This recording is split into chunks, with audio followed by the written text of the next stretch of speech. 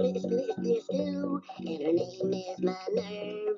She's the flower of the flower.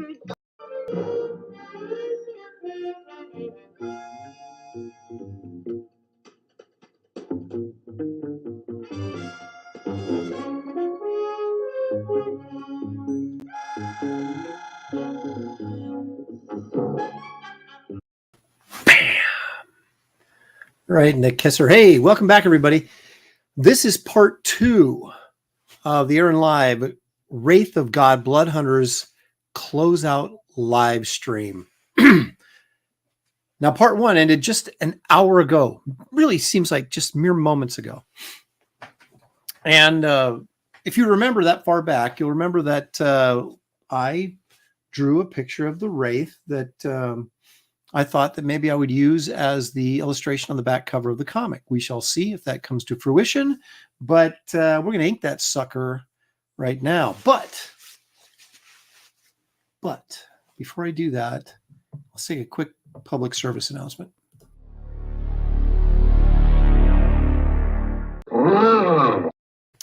That's right. Please like and subscribe, hit the notifications bell, do all that crazy stuff down there on the lower right-hand side of the screen to help this channel grow, because gosh darn it, where else can you get this level of entertainment for free? So yeah, help a brother out, as they say.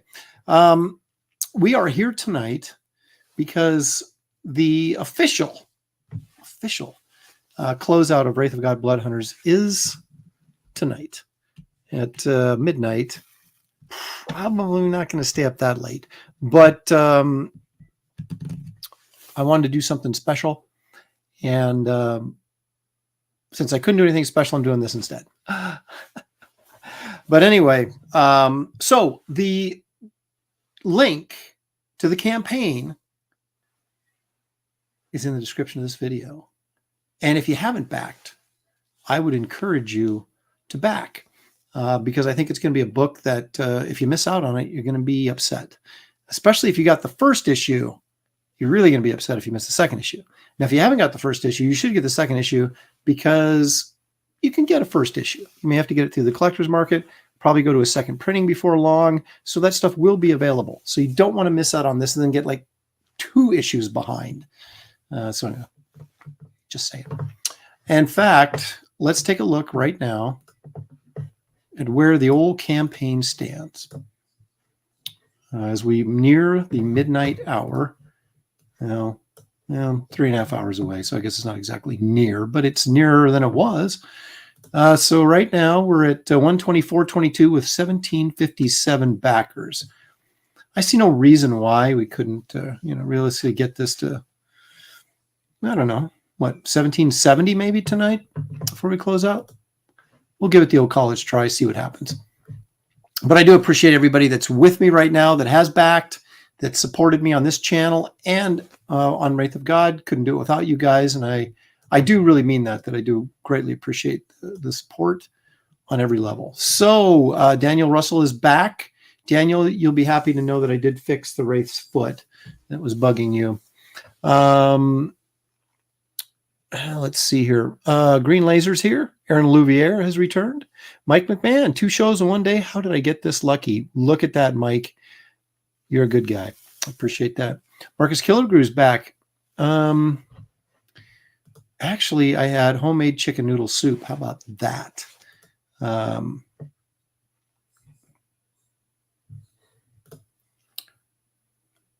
agree. That's why I keep playing it. And I... apparently nobody cares because I haven't got struck yet for playing it. So, so I'm going to keep on playing it. You know, they only used that part where he punches the girl in the first season, and then they changed it. Probably felt it was a little too violently misogynistic. Ooh, I even hate to use those words. Not violent, but misogynistic. Marcus Killigrew says, I'm back, and posted the link on the comment forum on. Great. Thank you so much for that. Kona Blend 36 is here. Hello, fellow humans. Hello. I don't recognize Kona. That doesn't mean you haven't been here before, but if you're new, hit the like and subscribe, would you? Just for fun. Greatly appreciate all you guys that haven't done that. I'd greatly appreciate it if you would. Plus, gosh darn it, it's free. Sequential Treasures, backer number 8 right here. He was, boy, 8. He was right on it, man. Thank you, James. Appreciate that. Chris Lowry, his eyes are wide open, ready for action. Oh, I agree. She was going to stab him in the back. He had to do something. I agree. Daniel Russell, he's here for me, and I appreciate that. Okay. All right. Well, let's get to work, shall we?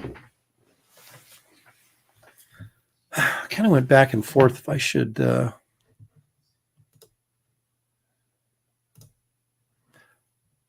use the brush or not. I think I'm going to use a brush, maybe a little bit. Why not?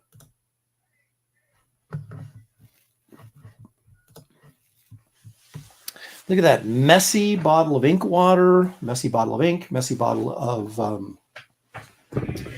messy paper. I was trying to say. All right, here we are. That looks like that's a fairly decent distance from the page there for the camera. Okay. We will be using a Raphael number 2, 84, series 8404, Kolinsky, made in France, so you know it must be good. I'm told, Gary Martin Inker tells me they don't make these anymore. They don't make this series anymore. I don't know why, but I must go to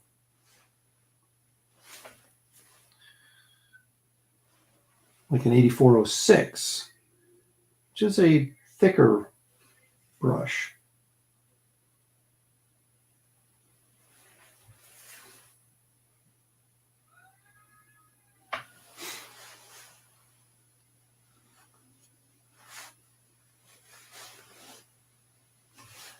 I gotta be careful. I'm gonna swipe my hand right across that wet ink. I'm really gonna be upset with myself.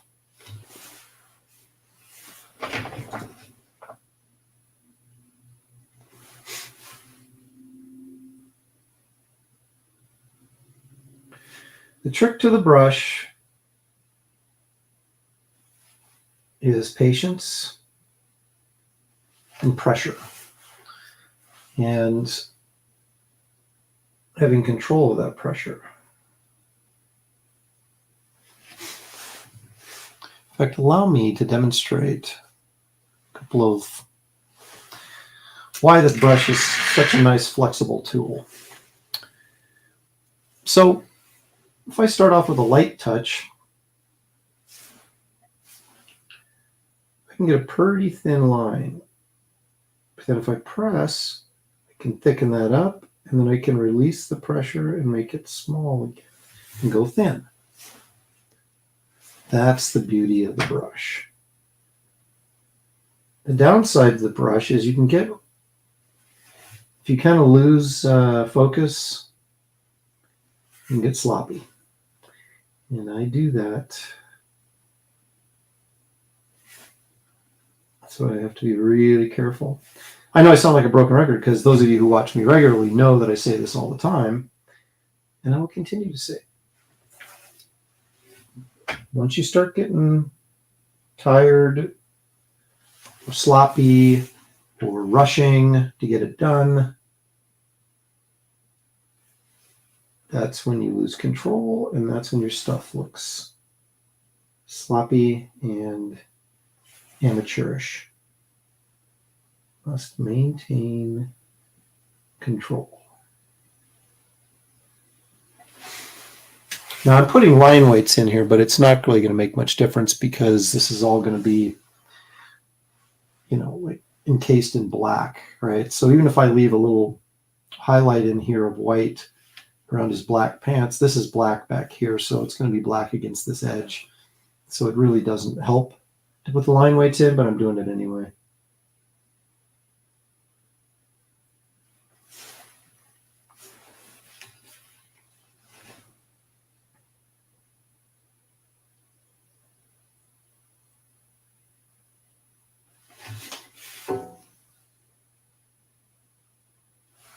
You can see how easy it is, or I should say, not easy isn't the right word, how fluid it is to create these line weights with a brush. Or with a pen, you don't get this flexibility in the tip. So you have to go back over areas twice, 3 times to thicken them up, where you can just do it here with a single swipe, just by applying more pressure down on the brush.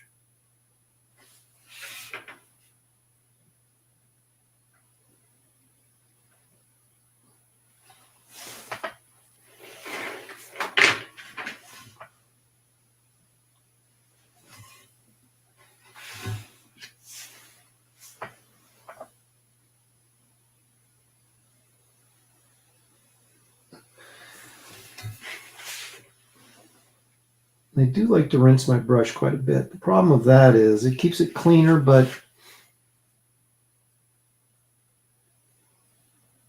it oftentimes will get too much water in the brush and then dilute your ink, and you end up with more of a grayish ink than a black. So you have to be careful about that.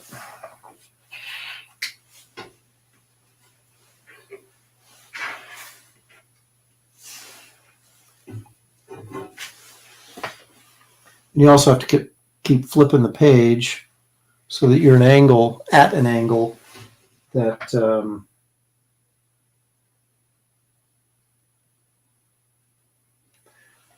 you're comfortable with, so you can get the best even flow with your stroke.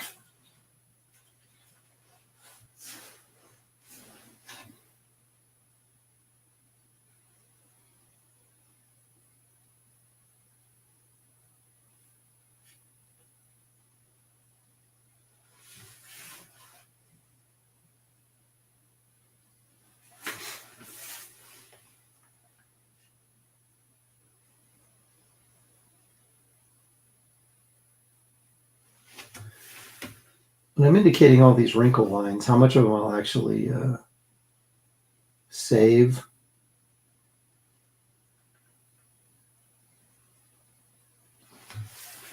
When I start blacking in these pants, that's anybody's guess.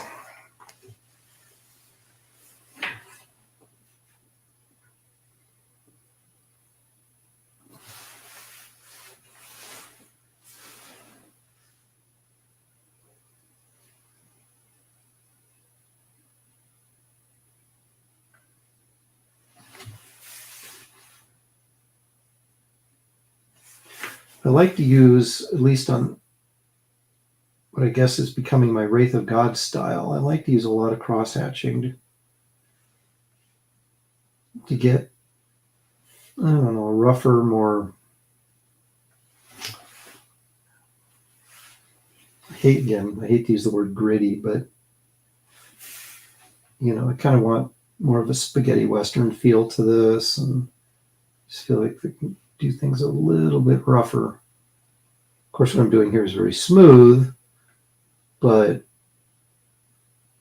I can go in here with a pen at any time and really sort of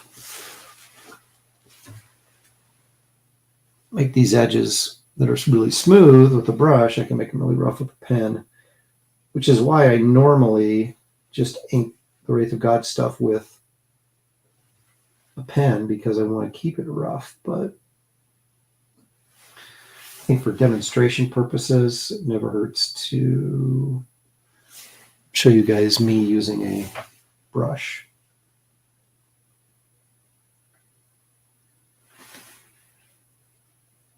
Because it's a much harder tool to learn how to use and get it to do what you want it to do than a pen is.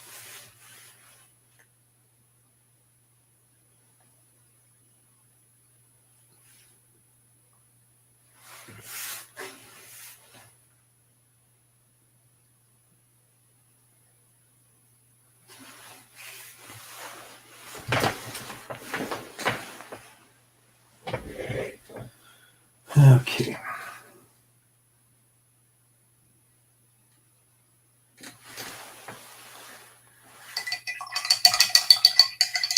That's the sound of me rinsing my brush out in the water. And what I'm going to do now is I'm going to take a 0.03 micron. Actually, let me address the chat real quickly here.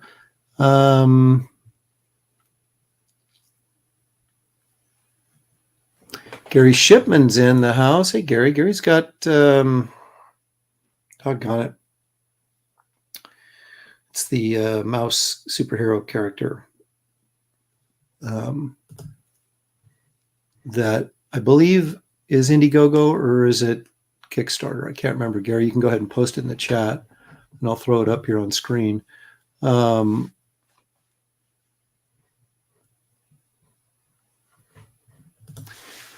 Yeah, it is for the time being.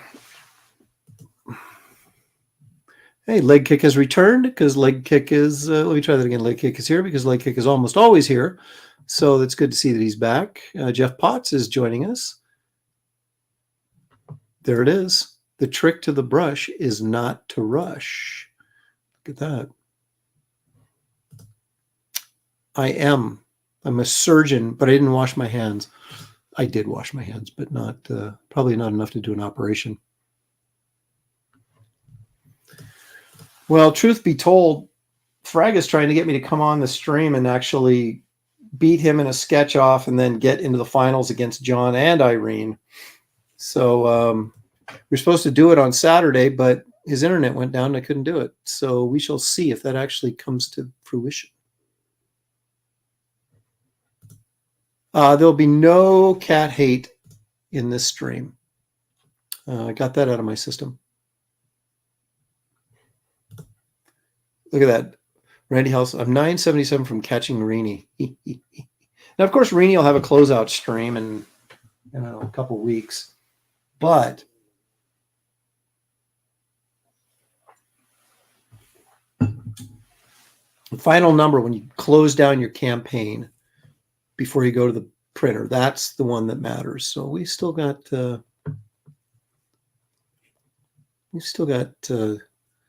plenty of time.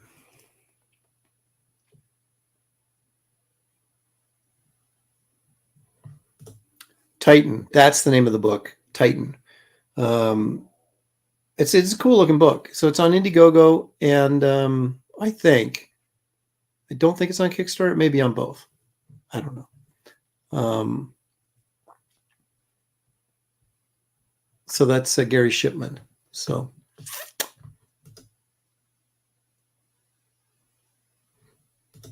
there you go. Danky's about to make it less than 970 when he can find the secret tier email, which I just sent out today again. All right. So what was I going to do? I was going to crosshatch.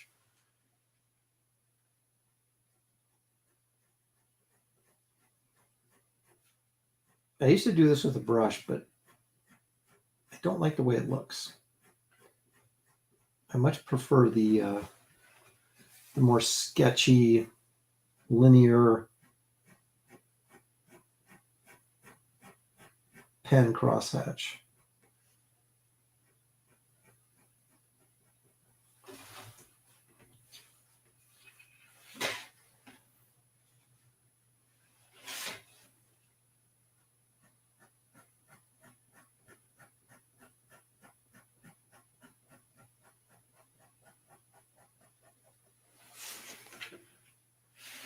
Oops, sorry. All right, so basically I've got 3 lines in there. And I want to leave this space the most open, and then get up here when it's going to fade into the solid black. Same with down.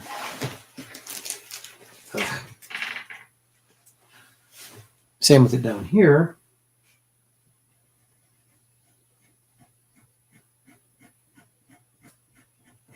And again, I keep those lines, I get them close together, and then when I want it closer to the black, and then I get the lines farther apart as I get into the lighter area, which is going to be right in here.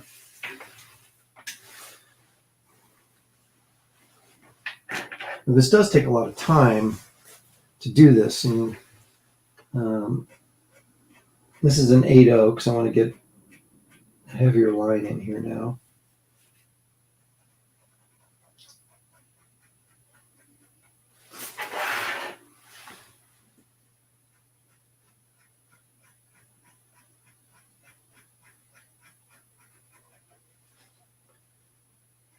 And I don't really mind the extra time it takes because it's kind of like almost relaxing, mindless noodling.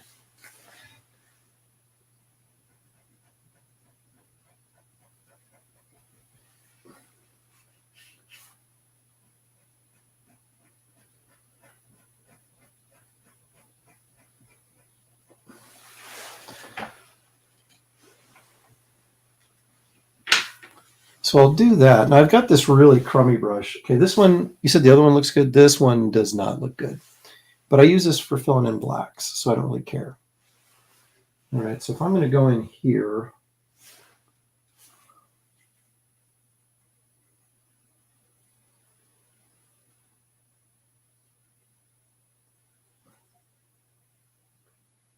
fill in some of this black here, at least so we can see what this is going to look like.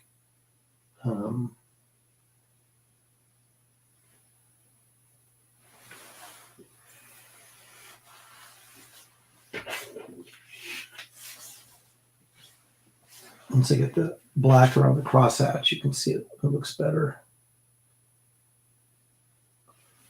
I can see the effect anyway, better.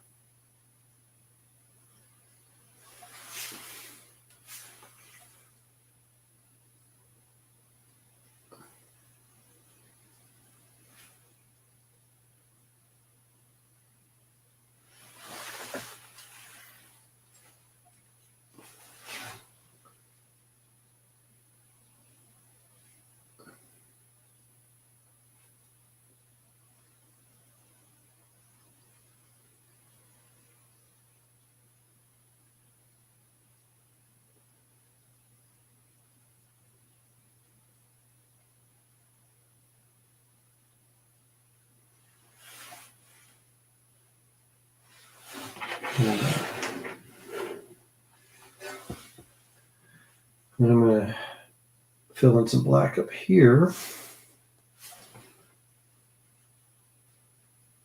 so we can kind of get that full effect.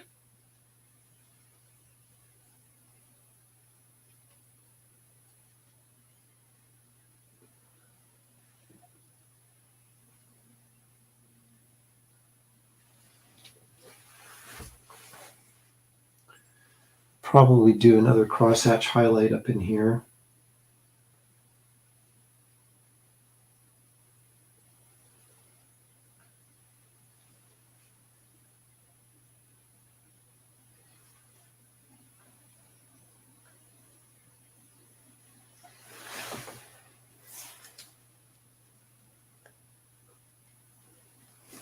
So I'm going to look at that and say, that's not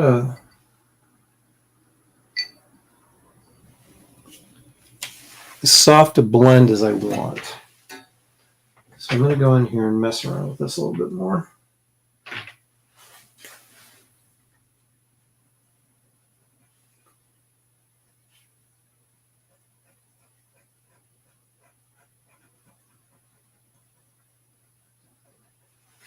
You could argue that, again, the amount of time it takes to actually do this, is it really worth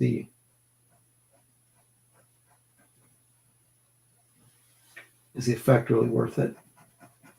I don't know.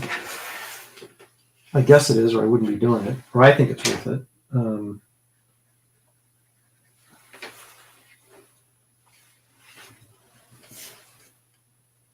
That's better. Then they have the option of doing some little bitty line work here. Now see, I could leave this open white, and I'm just going to get colored in the dark blue anyway.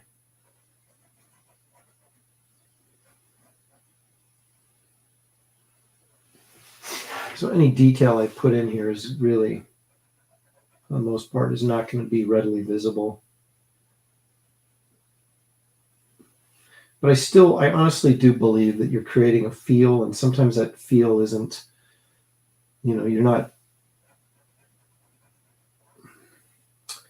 how should we say, you may not clearly see, but it is creating a overall feel to the artwork, a little rougher.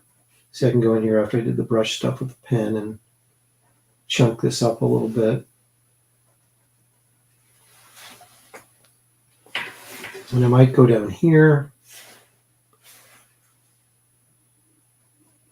and maybe fill this in with some cross hatching.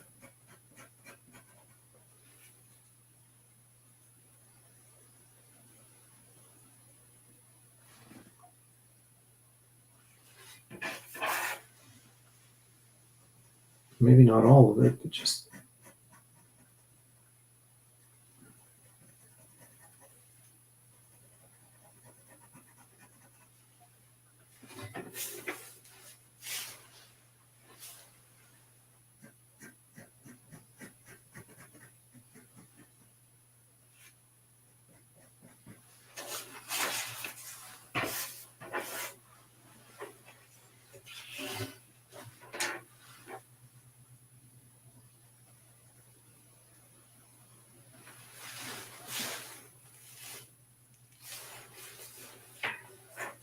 loads of fun. So I'm going to go in here.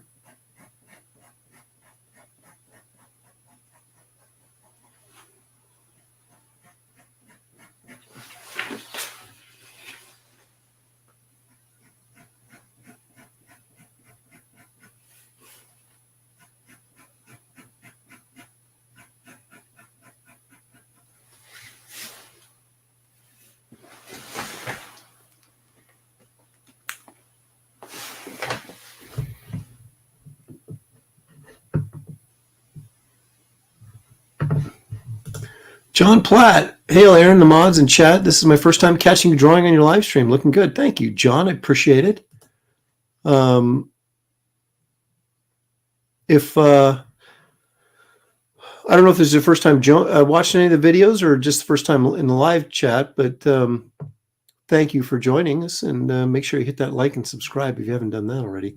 Hey, Jimmy missed the Sunday show, but he's here for late night action. Welcome, Jimmy. Jeff Stout, hello everyone in the chat, and congrats, Aaron, on another great campaign closeout. Thank you, sir. I appreciate it.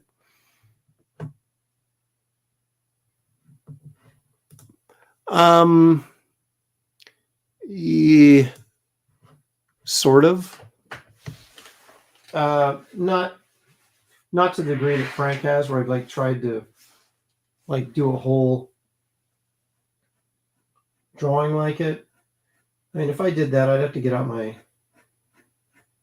I've done it for effect on certain things, but not like a whole drawing done in that style.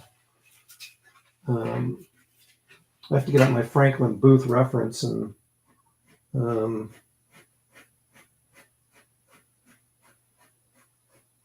that's the thing. I probably wouldn't look at Wrightson. I would look at Franklin Booth because that's who Wrightson was looking at, and try and go back to the original source style to do it. I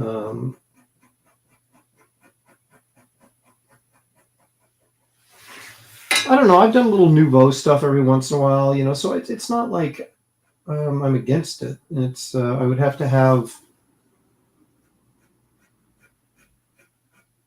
I guess, the right project or the right sort of idea that would really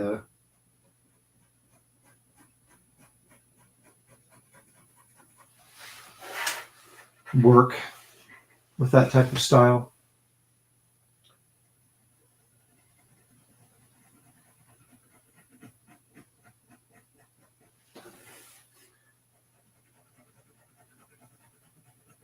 So you can see when I'm closer up here to where it's going to be solid black, I can get scribblier,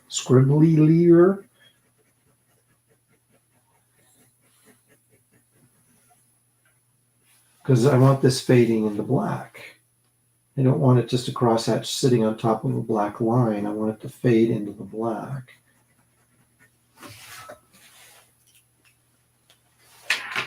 Which is kind of the pain in the butt about this.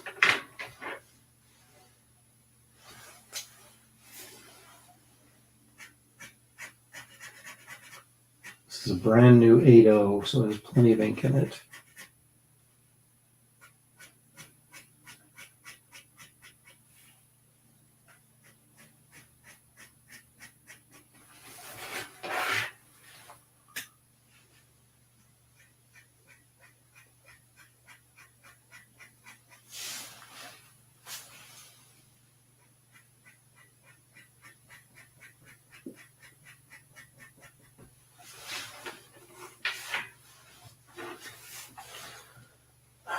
So you sort of get your area indicated, right?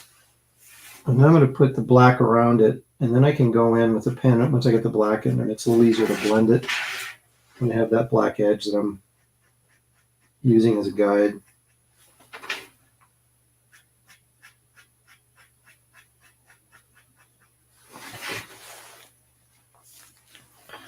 So I'll get my messed up brush.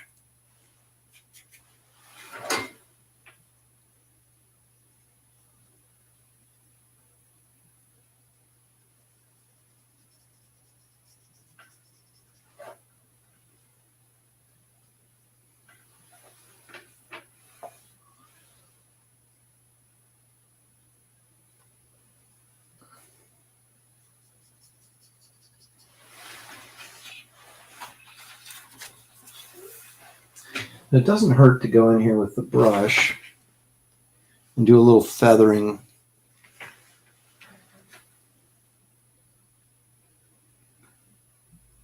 Now, this is a pretty crappy brush, but I'm just trying to get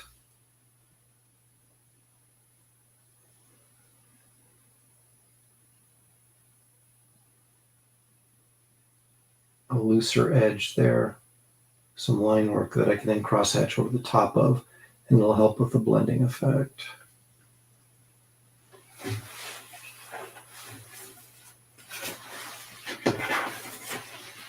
Because right now you can still clearly see the round circular shape, which I don't want. I want it to feel more random. So we fill in some of these little white dots.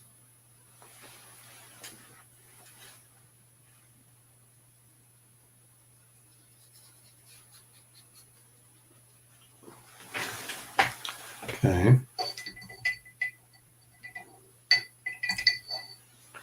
I'll rinse out that crappy brush, even though it's not going to do it much good at this point.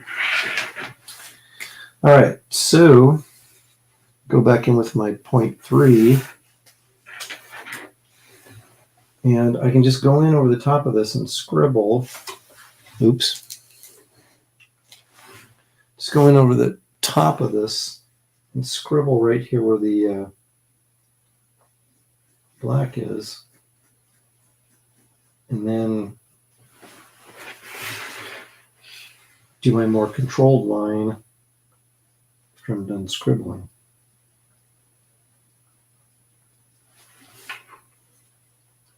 Because I don't want this like really totally uniform, perfect crosshatch pattern, because then it feels artificial. I want this to be very kind of loose and random, but not, I still want it to look good. And so there's kind of this weird balance trying to get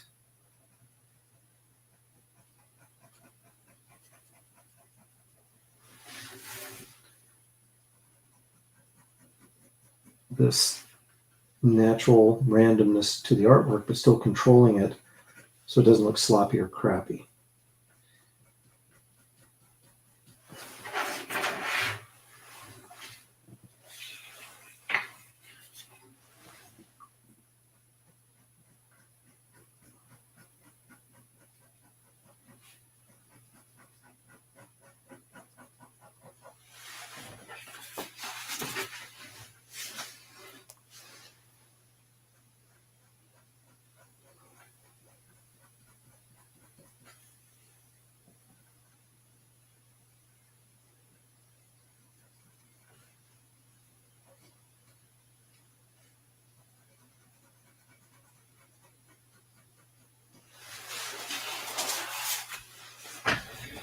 So there you go. That's not too shabby right there.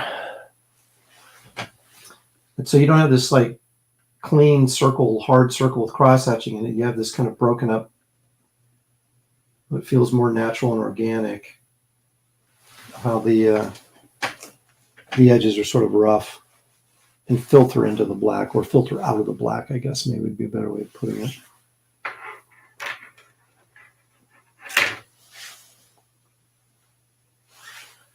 I'm not going to lose my mind and do this forever.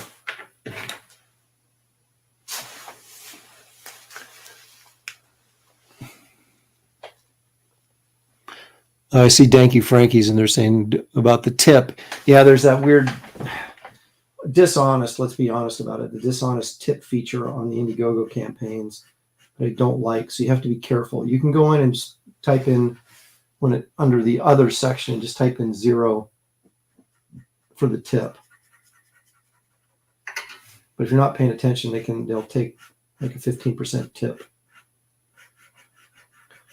And a lot of people are ticked off about that, and a lot of the people that are putting on the campaigns are ticked off about it because we don't want people thinking that we're doing that.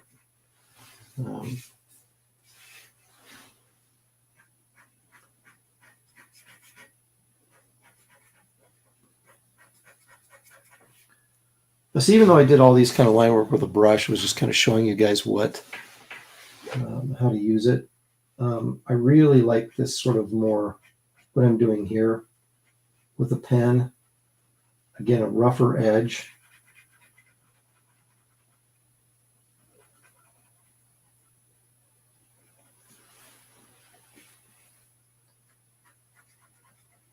To the wrinkles and stuff in his pants. I just think it fits better what I'm trying to do stylistically.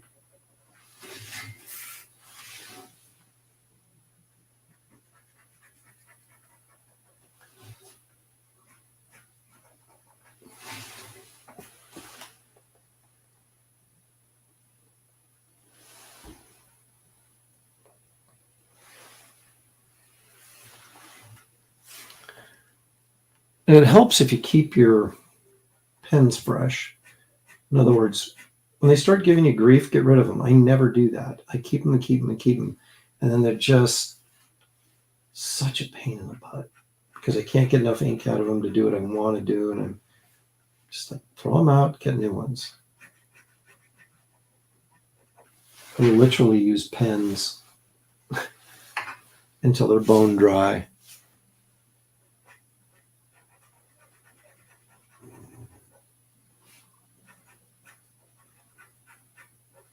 I will say that using a brush is quicker to get the blacks in. As long as you know where you want your open areas at, then you can go in and make the edges rougher if you want with a brush, and it'll save a ton of time because trying to fill all this in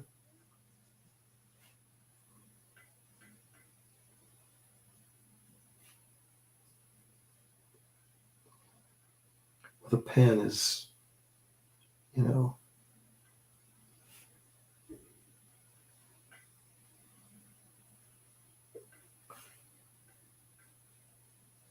is a colossal waste of time.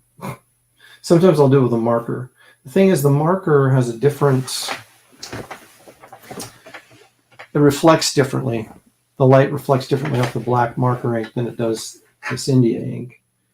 And so then you have, like, on the original art, you can have two different sort of reflectivity levels. Is that even a thing? On the original artwork, which you may or may not care about. But when it prints, it doesn't make any difference because it all looks the same. It'll be black. So.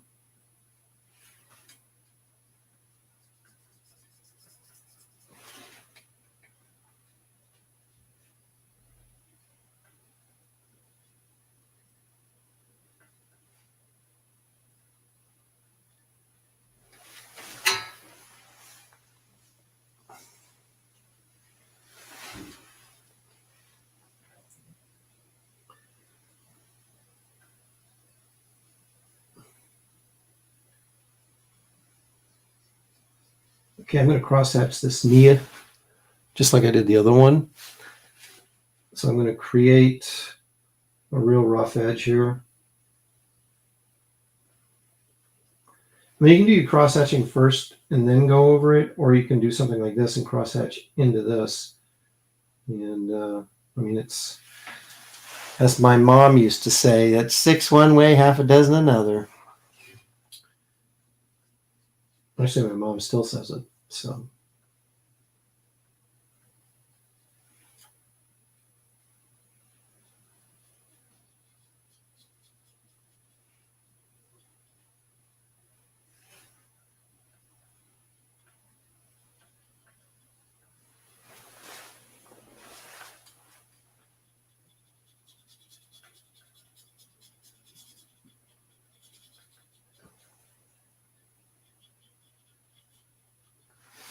Okay, so I've got my black areas mostly filled in there. Now I'm going to go over and use my pen.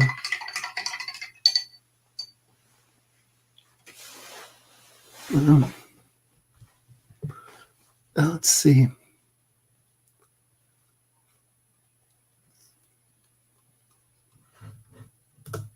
Yeah, there you go.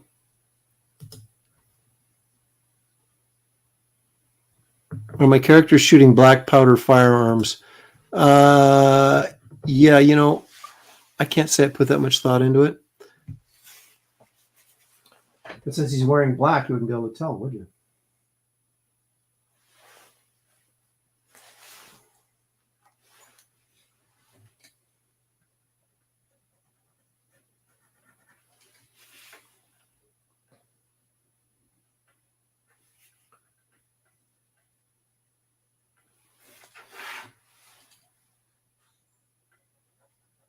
When I was doing, I did a series of Green Arrow covers. And people that were bow and arrow people, I didn't do it just right. Boy, they saw me at a convention or something, they let me know.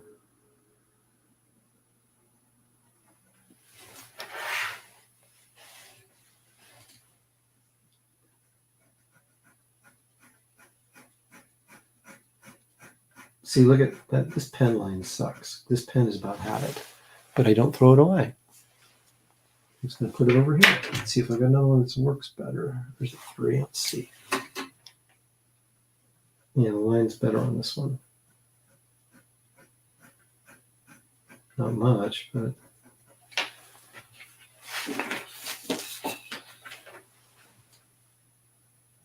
the thing is, when you mix pen and India ink like this, the tips of these pens are probably picking up some of the varnish from the India ink, which is then ruining the tip of the pen. I do stuff like this all the time. I'm constantly ruining my equipment because I'm misusing it.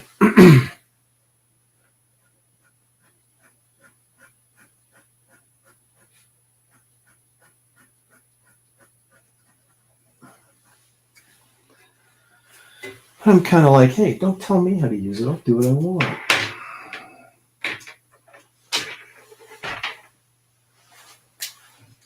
Use this nice, fresh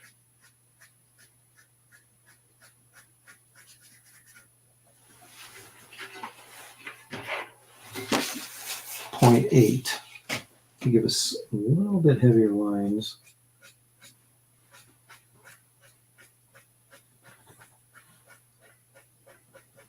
See, if I was using my nice brush to fill in the blacks, I could get those type of feather lines that I'm doing right now with this pen, with that brush.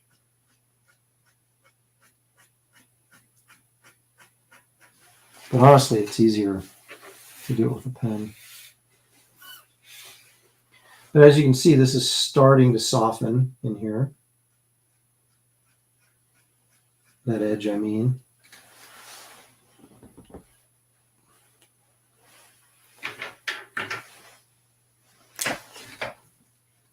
Now we'll go back with a 3.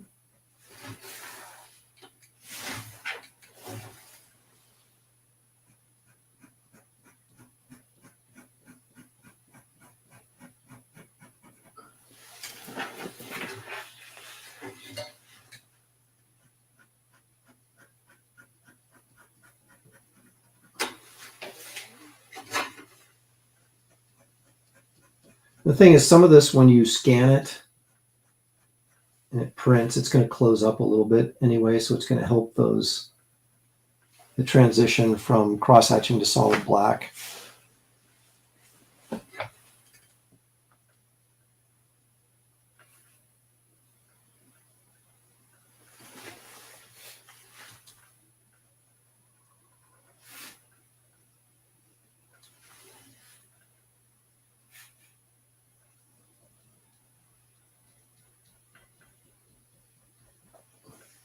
And it's much easier to do quick feathering like that, these little nubby feather lines with a pen than it is to go in and try and do that with a brush. Take you twice as long.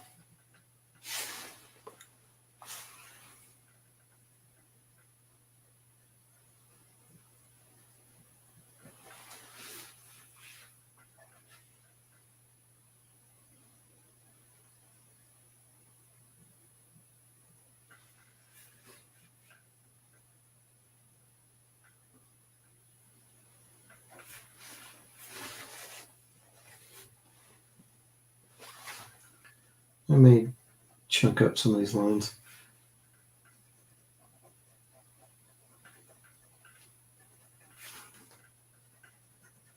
See, it does seem kind of stupid to go in with a pen if you're gonna, or pardon me, with a brush, and then go with a pen if you're just gonna go in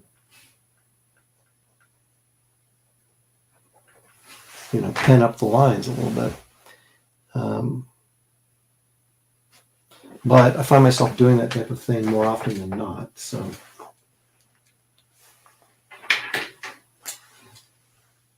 stupid or not, I do it.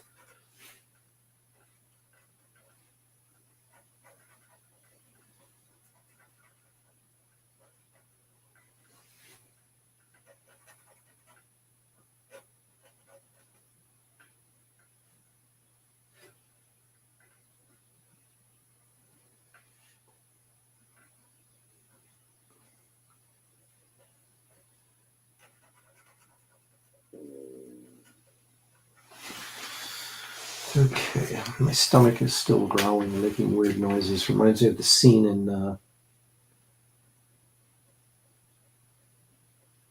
The African Queen where Humphrey Bogart sits down to have tea near the beginning of the movie with Katharine Hepburn and the guy who plays her brother. I can't think of his name.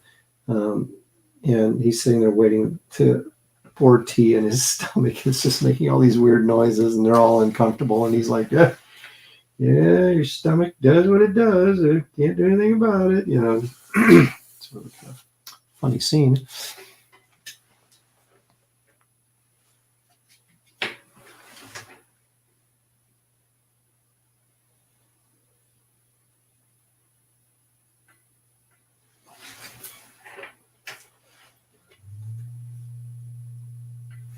But you can kind of get an idea here of how this all sort of comes together, right?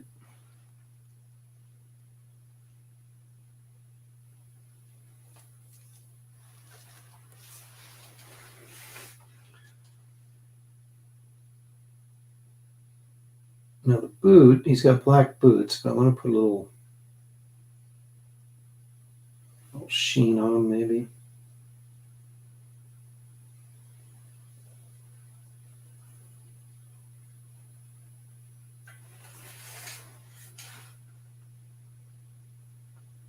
Yeah, the ink's kind of watery.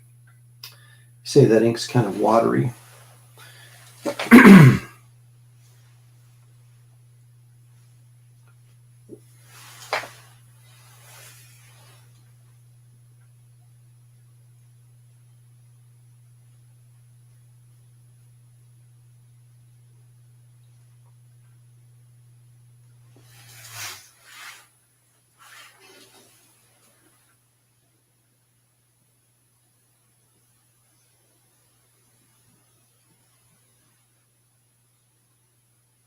This is again with my crappy brush, so I'm not really trying to get nice lines or anything. I'm just trying to fill in some black areas here.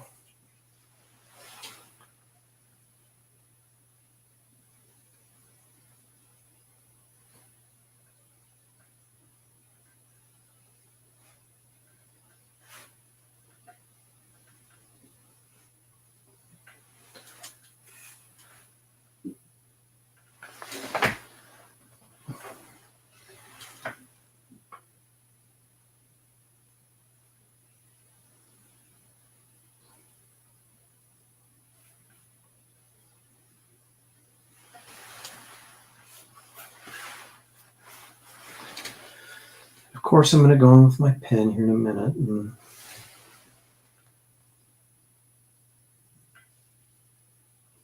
mess with that.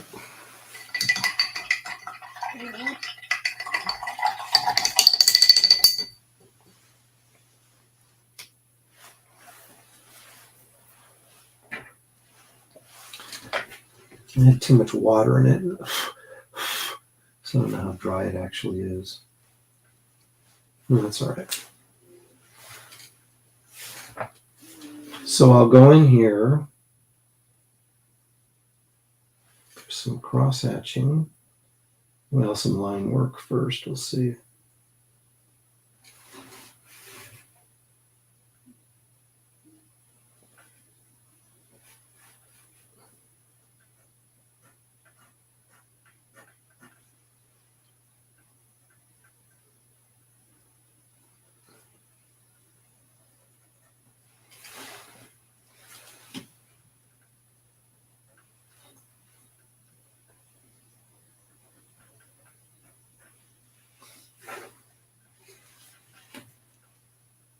Let's see here.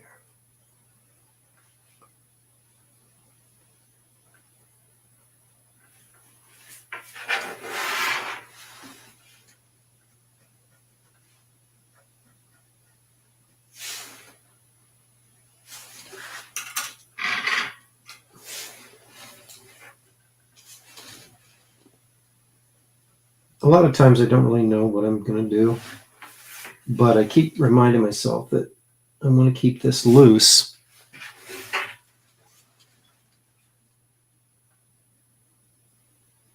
because it fits the style of the book. Of course, being this loose goes against everything that I naturally want to do. I want to be super slick. I want to be completely refined. And that's not the way I want this book to look.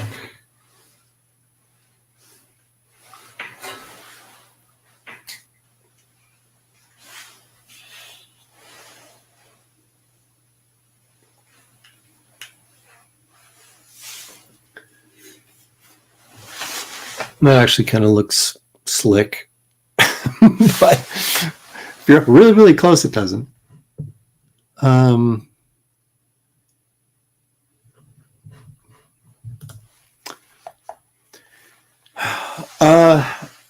Yeah, they're when you get them new, like at Blix, they're like 16 or 17 bucks a piece. I don't know what they're going for on eBay. But if you just use brush pens, if that's all you've ever used, wouldn't hurt to get one and try it out. See what you think. I mean, that is a problem. Some of the some art supplies can be really freaking expensive. And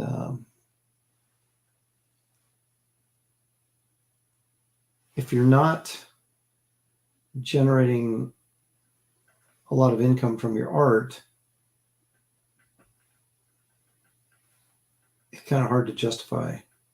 Like, I will not go and buy a new set of colored pencils. I just won't do it because it's too expensive. So I just use all the old ones I have sitting around here from, like I said before, I've got some that I've had when I was in high school that I still use, you know.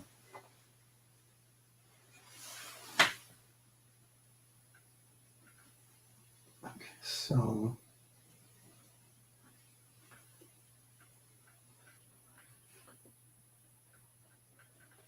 doing the buttons on his vest. Now, of course, the easiest thing to do would make this all solid black and you wouldn't even have to worry about this, but where's the fun in that?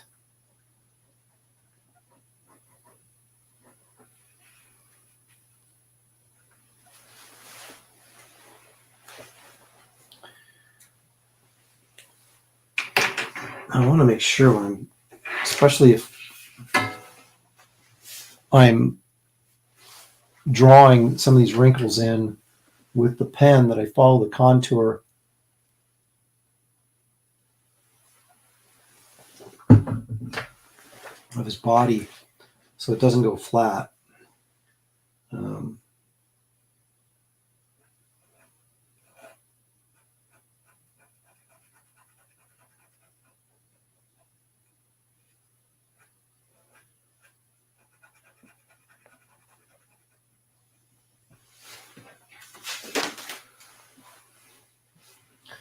So, they should be rounded kind of like this. I mean, they're not going to be perfectly like that because they're wrinkles, but that's kind of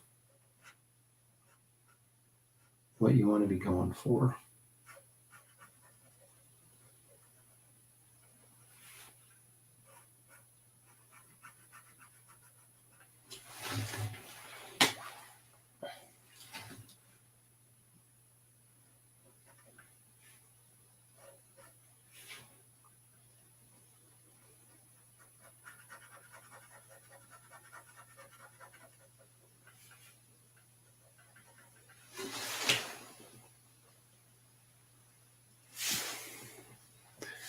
And of course, the white I leave on here is the highlights of the, because this is black material. So all the white area is going to be or represent highlights.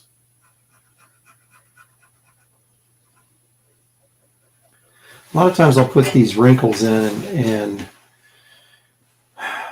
I'll think, oh, I've got too many of them, or, I don't like the pattern.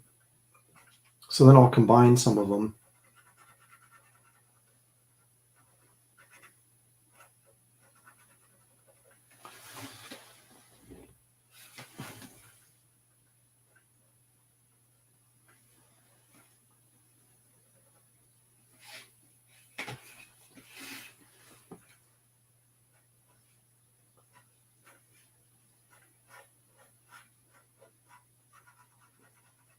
Try to create some different shapes and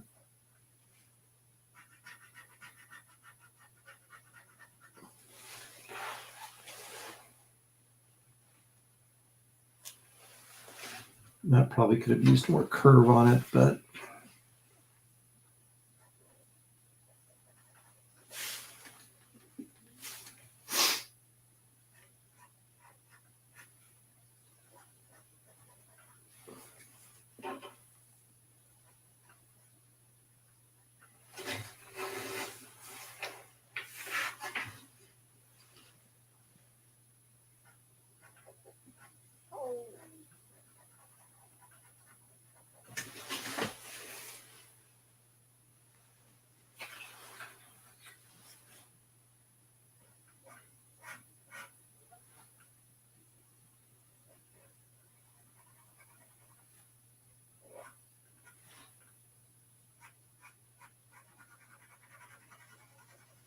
I really don't have a plan here other than following the shape. And so sometimes, like I said, sometimes it works out. Sometimes you don't like what it looks like when it's done. So you have to go in and, because you can get carried away with this stuff, and then you've just got way too many wrinkles that are visible, and it just becomes distracting. So then you got to close up some of them.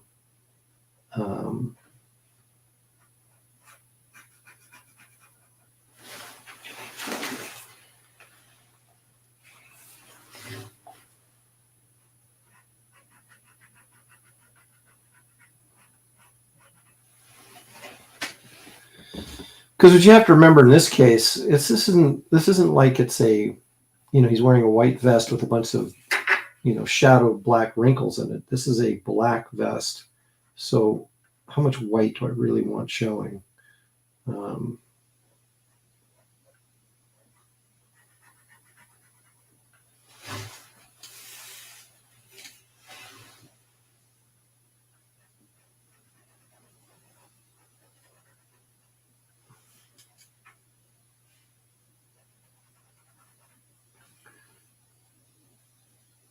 So a lot of times I'll thicken areas up.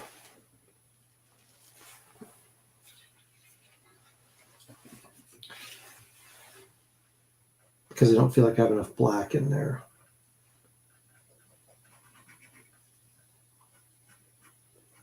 make sure the white is less.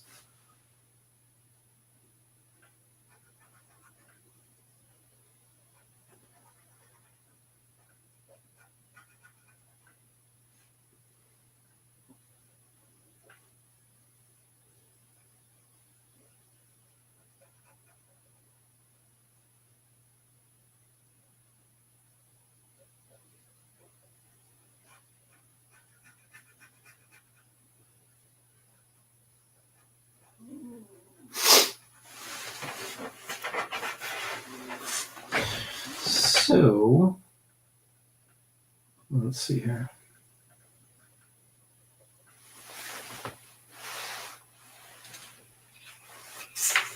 So as I get up here, I might just blacken all of this in.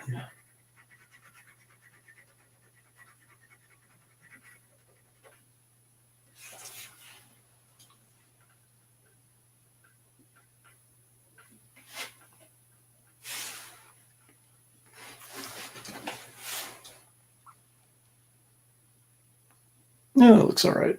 I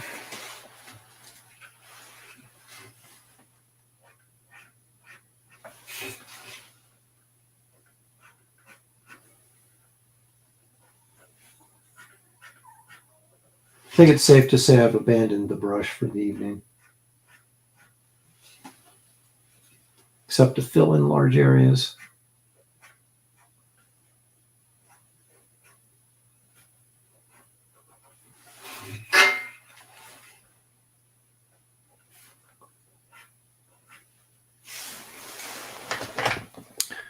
Let's see, where are we at here?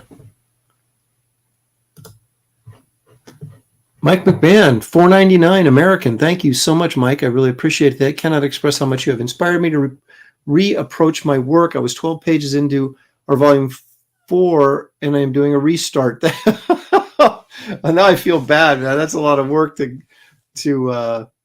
go back and revisit. I mean, I throw a few pages away here and there, but well, if you think it's a good thing, you're welcome.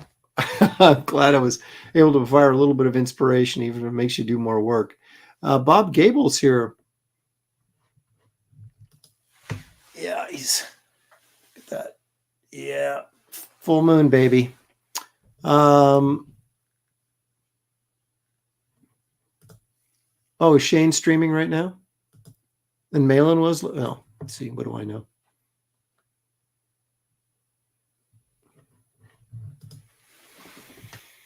Now, Bob, did you read the first one? Or are you talking about the second one? Or have you not read the first Wraith yet?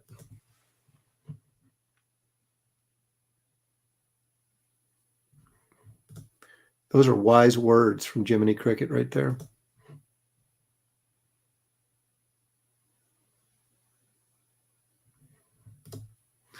Looks great. What was dinner? My kitchen fridge gave out, so we are eating well. I assume that means you're eating out. We had homemade chicken noodle soup. How about that? Big noodles.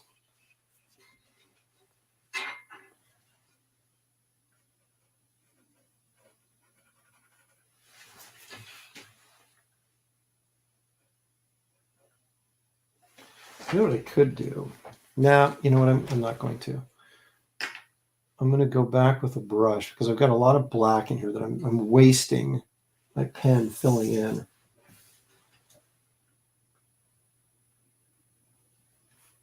So I'm going to go in with a brush. And I can fill in do the shapes with black, and then I can go in with a pen and rough up the shapes if I want to. Because I don't want to use up all of my pen ink filling in blacks. Because then I won't have any good pens for line work, and then I'm going to have to go buy another, what these things are, $5 a piece or something. So I want to get some mileage out of them.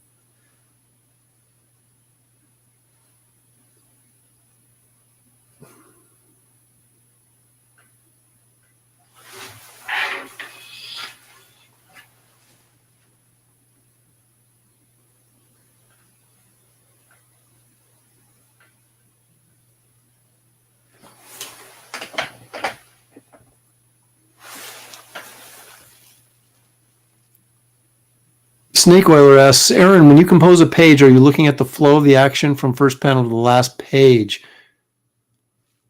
Are you talking about like the entire book? Because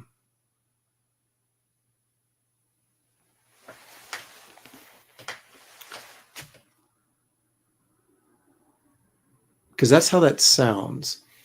No, I did not take into consideration the entire book. There's guys like Art Taber's one who he does all of his layouts before he does his book. And a lot of guys do that. And I'm not going to say that's bad or wrong or anything. In my mind, it's probably overkill because you can't look at all the pages simultaneously. You know what I mean? So you're always remembering what you did before, even if you lay the pages out before you do any of the drawing. What I mean is, like, if I lay out like 3 pages in a row and I do it on 8.5 by 11, and I can kind of look and see the flow and think, okay, I like that. You're not going to do that with 60 pages. Okay. You're going to see segments of the story, but you're going to be trying to remember what you did and how you laid out the page before. I'm concerned with the flow of the page or the story within the context of the page or a particular scene, which may stretch over a couple pages. But any reader, and again, this is just my opinion, any reader is reading 1 page at a time. Okay. Excuse me. So they're not going to be able to take in the entire flow of the book. They're going to take in the entire flow of that page, or if it's a double page spread or 2 pages that open up like that, they'll be able to see those things as sort of a continuity.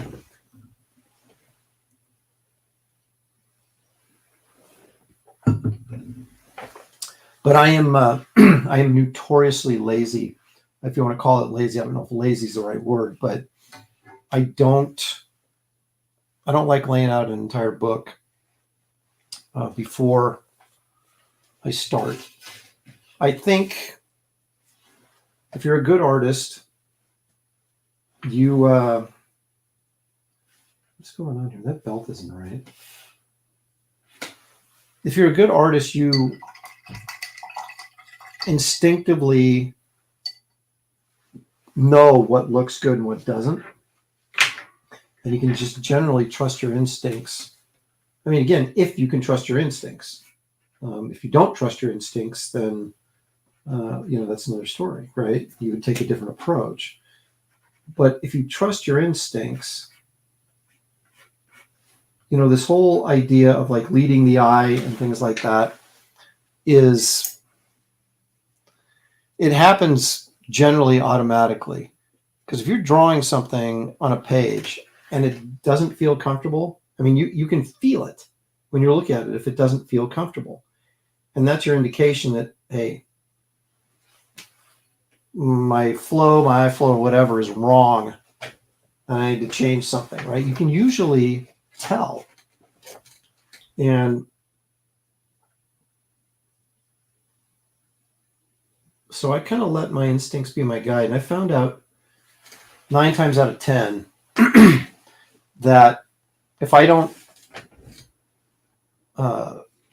specifically sit down and go, okay, I'm going to lead my reader's eye from top left to bottom right. And I'm going to design everything so that it does that. Okay. If I do that, and then I turn around and then do a page without doing that, just instinctively laying stuff out so that it's comfortable and all this kind of stuff, you'll find, or at least I find, that I almost always do it, whether I plan to do it or not. Because my eye recognizes what looks good, what looks comfortable. And so I am instinctively doing the same thing anyway. Now, I will admit that when I was working at Marvel and DC, with the exception of just a couple of projects, one of which was the Infinite Crisis dark multiverse book, prestige book I did with James Tinian. I did very specifically and systematically lay that book out, but not for the entire book at once, but page as I went page by page too. I did a lot of things specifically in the storytelling, not just in the page layout, but in the storytelling, to create certain emotional responses, let's say. And, that required some planning.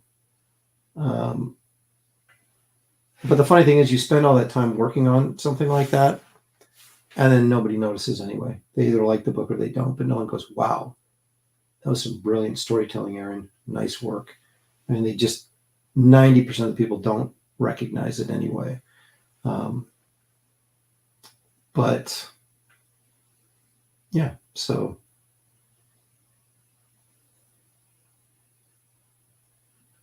I just think you can get a little too art school with stuff sometimes and overthink stuff.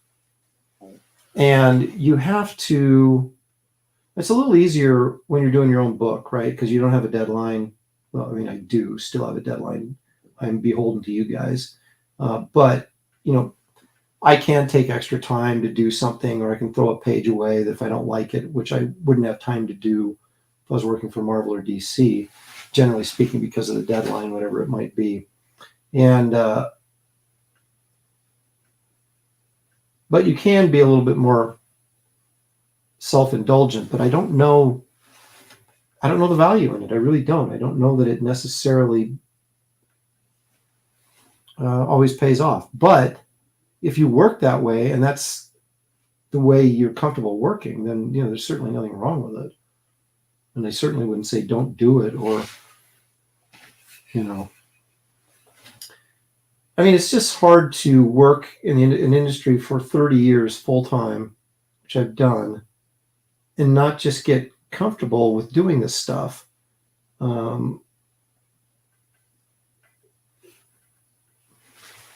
And it could be just that too, I think to be a good storyteller, comic book artist, storyteller, you've got to have some natural instincts, to go along with the skill you've developed or whatever, that help you recognize these things. But by the same token, doing it for decades, literally, you start doing a lot of stuff instinctively that maybe earlier on you had to think about. But again, that's my opinion and my personal experience, and I would not, try to force it on anybody or even say that I'm right. I would just say it's right for me. That's what I've done that's worked for me. So, as Forrest Gump would say, that's all I have to say about that.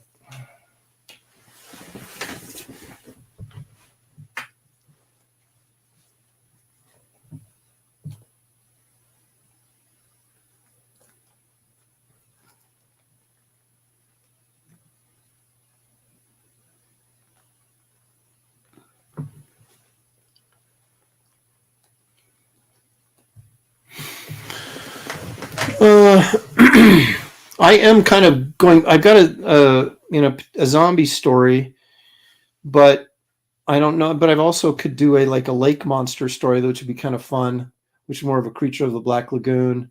And I've also got like a stone golem kind of story too. I don't know what I'm going to go with at this point for the next monster that the Wraith must face.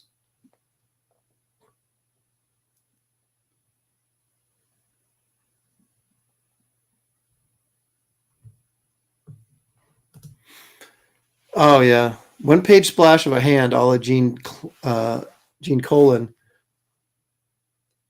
Stan, Tales of Suspense.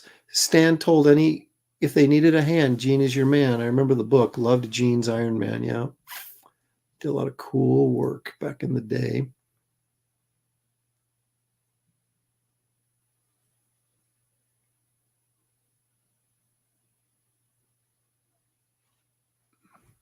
I think if you're talking about artistic point of view,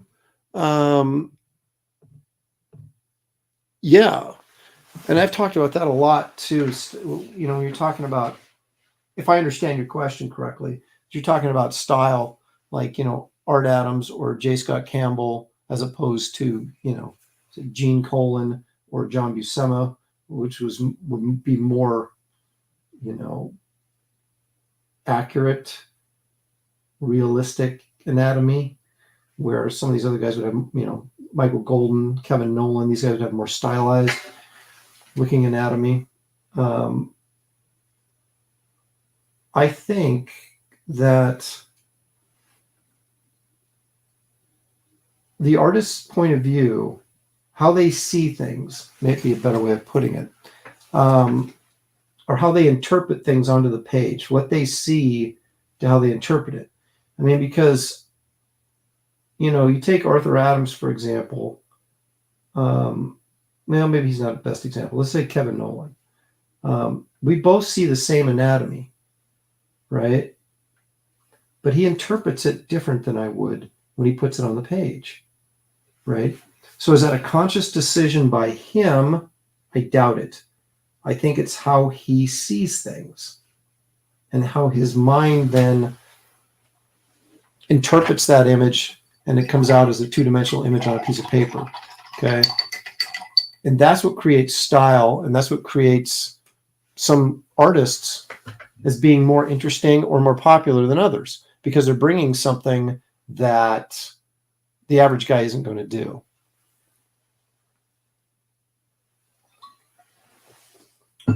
Like, anybody can look at Barry Smith's work on Conan and say, man, you know, these huge eyes, these really tiny noses, you know, the anatomy's kind of funky sometimes or stylized, especially the facial anatomy.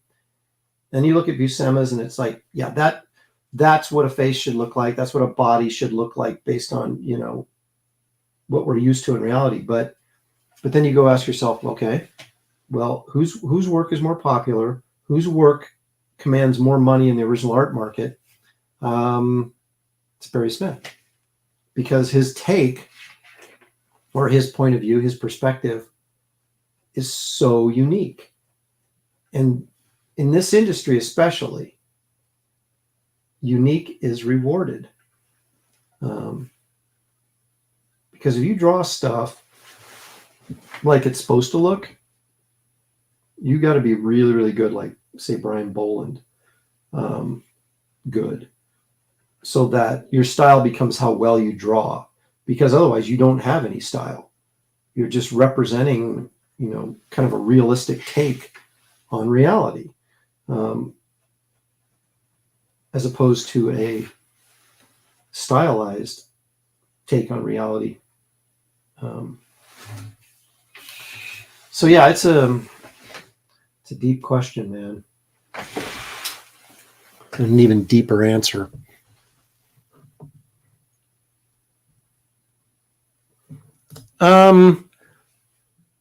Depends how much research I want to do, because I don't want to misrepresent them.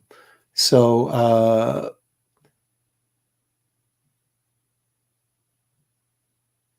possibly. I've got some ideas.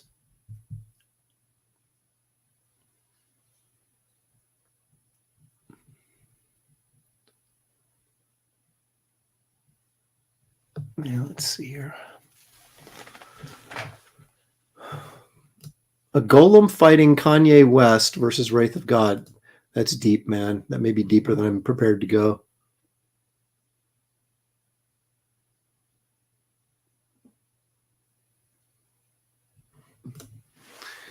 That's some more deep thinking, Paul. Style, but also to challenge, even throw the reader a curveball. Sometimes you catch you off guard and stop to full see the different interpretation, pulls you in further and makes you engage more.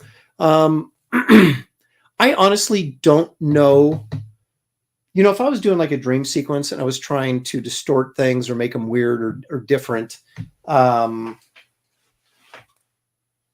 yeah, but I don't know how often people like just say, you know what, I'm going to draw this way because it's going to surprise people. I think people draw the way they draw, and they either, you know, it's more of a natural thing. And I'm not saying people aren't capable of, you know, drawing a certain way. Like if, you know, if I had to go to work for Warner Brothers and draw Looney Tunes, I could draw like that.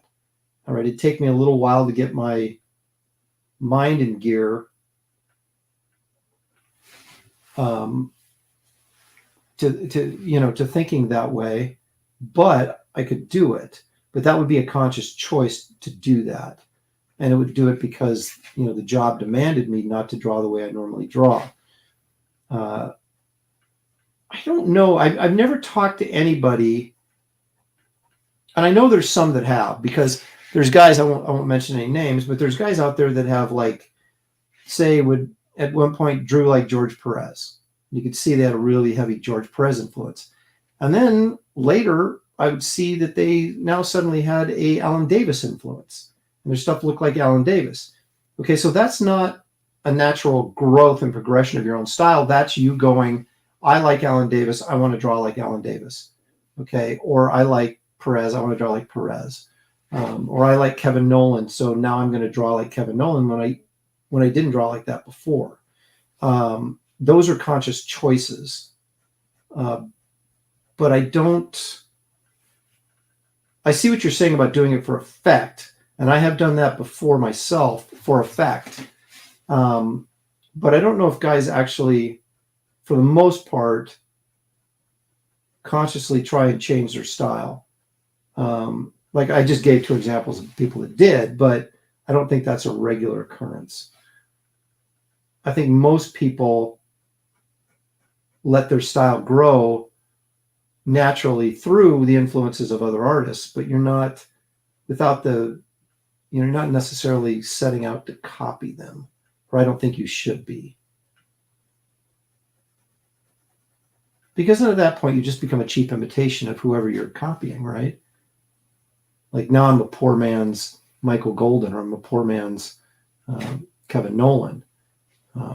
Whereas I could, Art Adams, someone who is influenced greatly by Michael Golden, but he doesn't draw like Golden, but he's influenced by Golden, and then he sort of interprets that Golden style in his own way, and it becomes his. That's your goal. That's what you want to do. You don't just want to, flat out copy somebody's style. And it's tempting to do because, I love Kevin Nolan's stuff. I would love to draw like Kevin Nolan. I think it's really cool. But then I understand that if I do that, then I'm just copying him, and I'm not really growing as an artist, and I'm not contributing anything, to the art form. I'm just regurgitating what someone else did before me.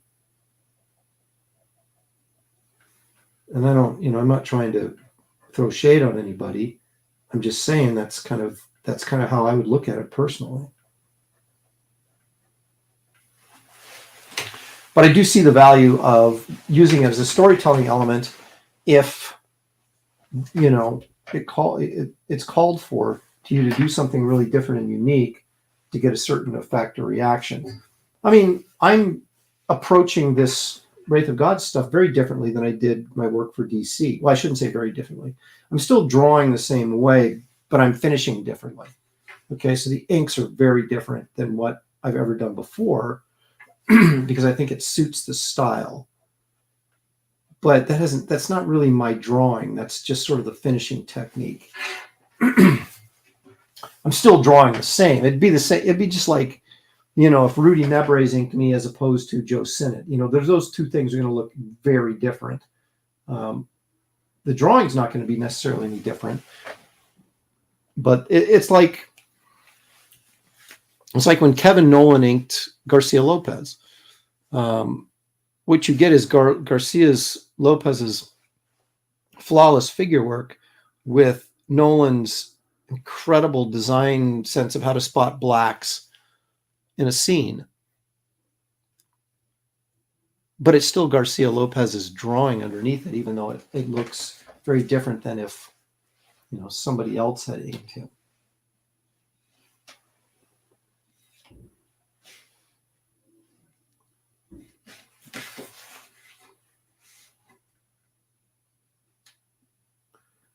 This is deep stuff, man. You don't get this kind of artistic BS on anybody else's channel. Maybe Finch's.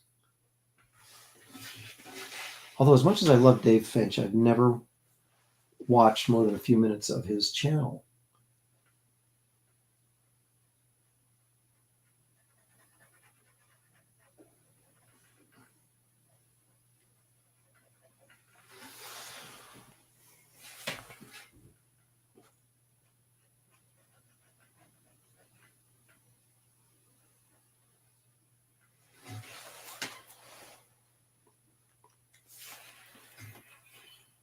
You can see how this is coming together.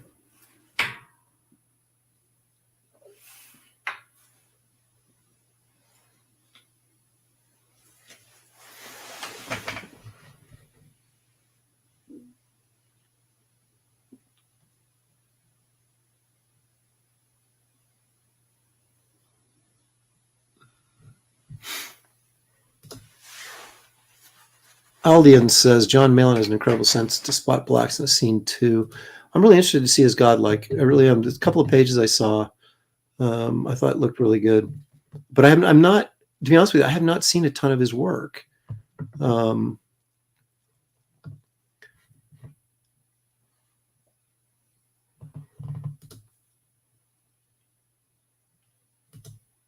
See, I'm better than drugs and so much cheaper.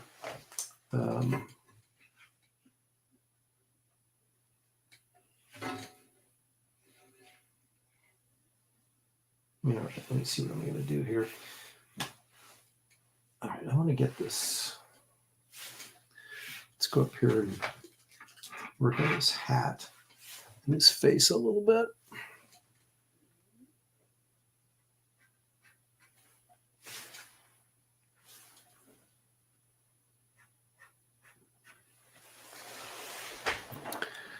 Where are we at? 10 o'clock.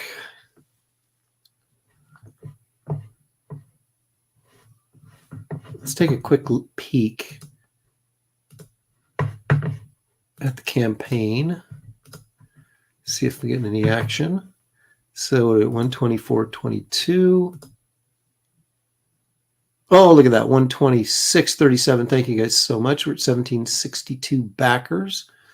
I'd like to get 8 more backers tonight. That'd be cool. 1770 was a very good year, I guess. I don't know. I wasn't around.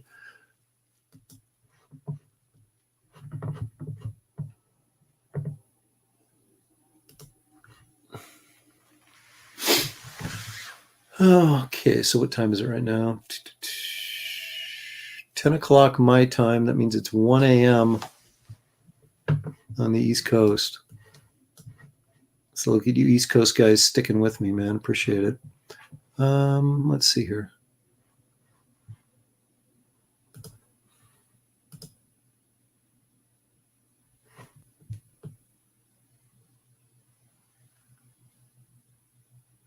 Okay.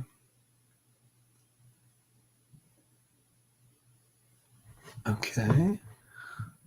Sorry, I'm checking. I want to make sure I got the right buttons pushed on my campaign. That would be pretty. That would not be cool if I did not. Let's see.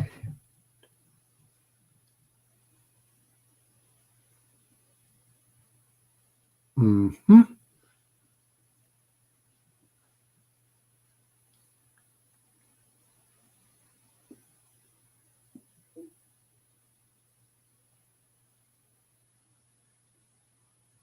Okay, good. All the right buttons appear to be pushed, so I think we're in good shape. All right, let's see what we can do about this hat and face.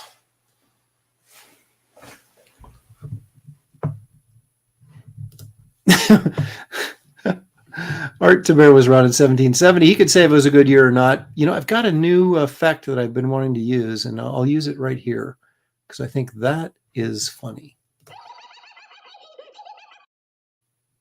There we go. So you got my the witch hazel laugh for your joke.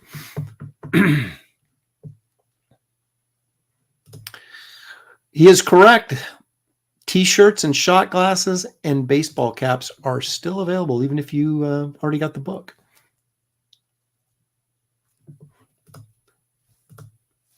Let's see here. Aaron Lopresti, thank you for doing these kinds of streams. Some have said there's no interest, but I've been watching these sort of things for years, and I still really enjoy them.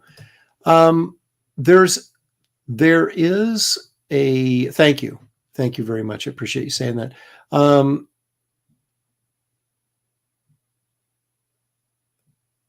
There's a core group of people that really. There's a lot of artists out there that sort of like to watch this stuff. I mean, I'm the same way. I could watch somebody draw, you know, forever. And, you know, some people are bored by it, but a lot of people like it. So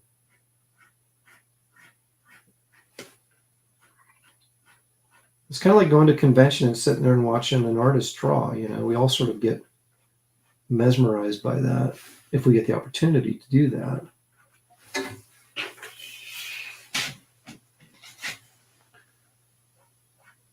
And I think it's always interesting to find out someone's, even if you're not an artist, just to find out someone's thought process behind what they're doing and why they're doing it.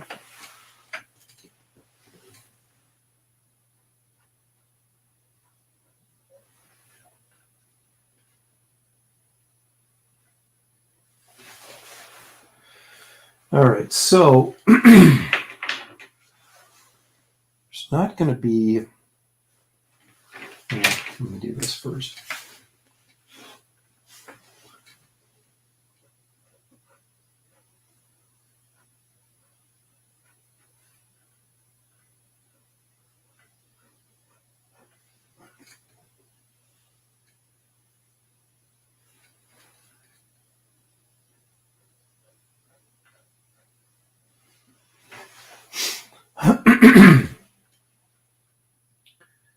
So if I go make that solid black right there, and then we'll cross hatch up here.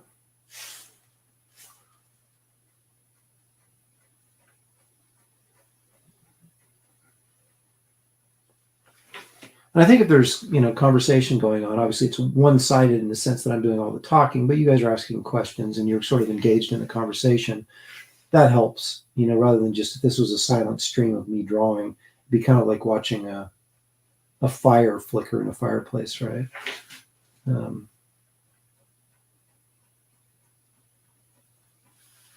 Especially this late at night, we'd all be like slumping over, falling asleep.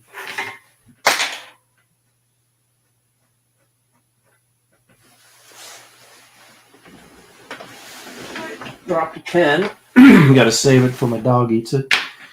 All right, so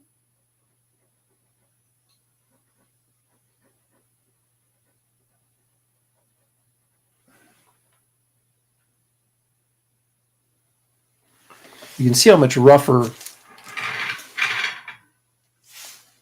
and sketchier those lines are, like around his eyes and stuff, than what I was doing with the brush. And that's really how I want this to look. I don't want it to be smooth and slick like that brush.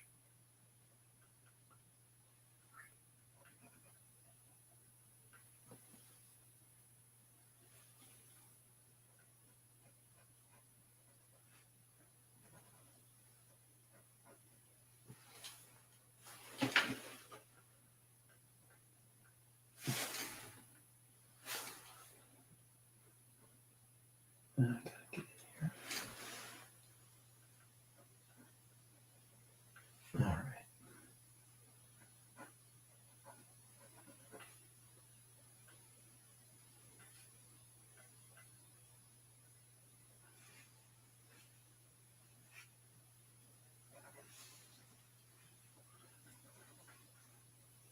Okay, so all of this is going to go black in here.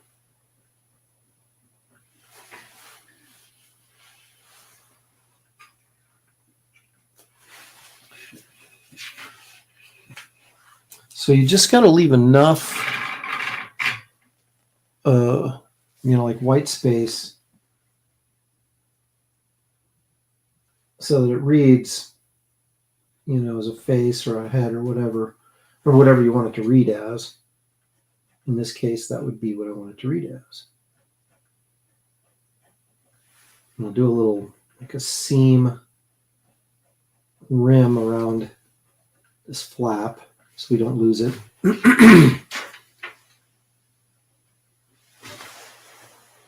But I may not go all the way here because I have this highlight here to keep it from this black area here. So if this goes black into this area here, it doesn't really matter because I've got this up here and that right there. My eye will figure out the rest. So let's fill in this black and see if I've guessed right what I'm doing here.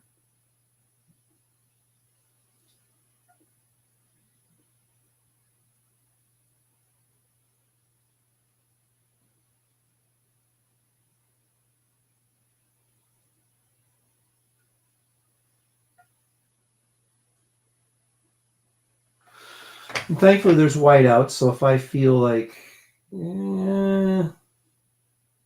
need to open up an area or something, I can do it pretty easily.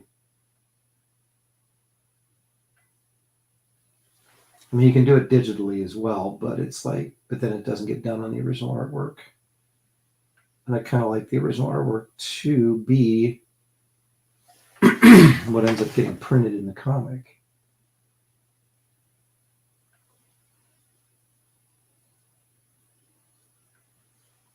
Because that way, if you sell that piece and it becomes,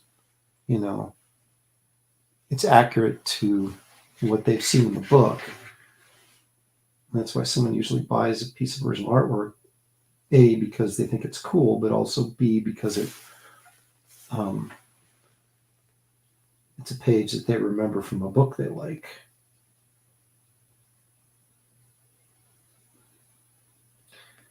Like I had a guy ink me once, and he did not fill in the blacks.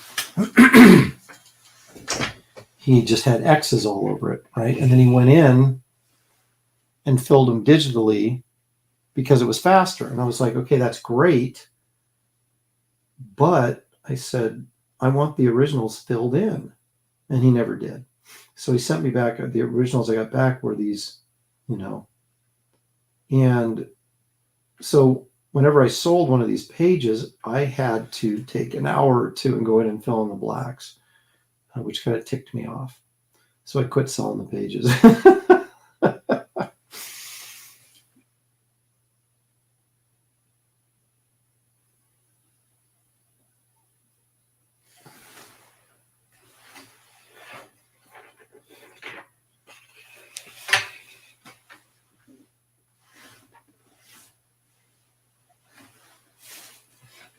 Okay, so you can see what's kind of going on here now. So that face kind of gets lost in the shadows. Now I have to sort of question this highlight right there. Do I really want that there? Or should I just blacken it in? Well, there, I blacked it in. Yeah, that's better. And now if my eyes, or if this one's like a little bigger than this one, I can just go with a little bit of white out and, flare that out a little bit, and it's a pretty easy fix.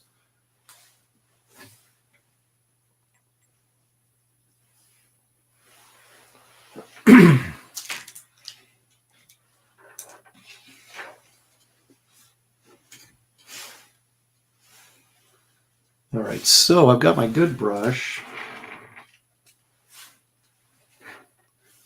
So what I'm going to do is I'm going to feather this into, I got too much ink on there.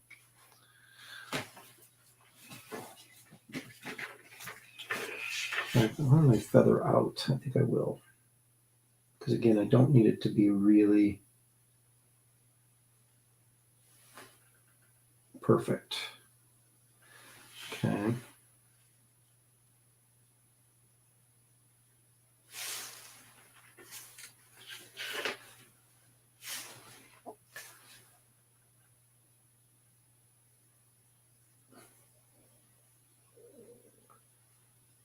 So this side's all going to be crosshatched because that's where our light source is coming from, is over here where I've got the moon. So I'm going to feather in there with the brush and make it easier when I crosshatch over the top of it with the pen.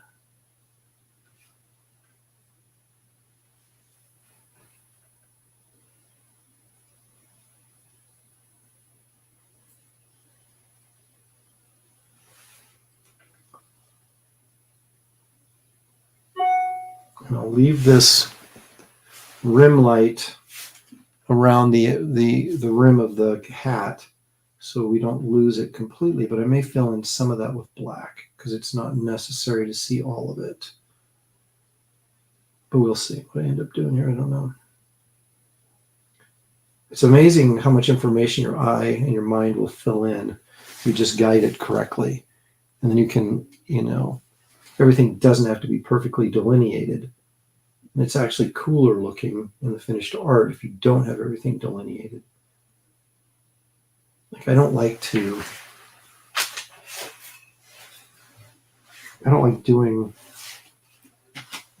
delineating completely all the muscles, I like to leave gaps in there when I'm doing figure work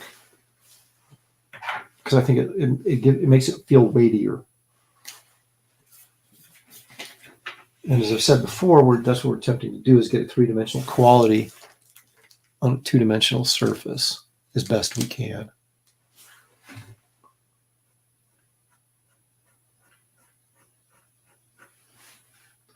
So basically feather out just like I was doing with the brush, with this pen, which is much finer. And I can do it much quicker because I don't have to worry about my pressure control.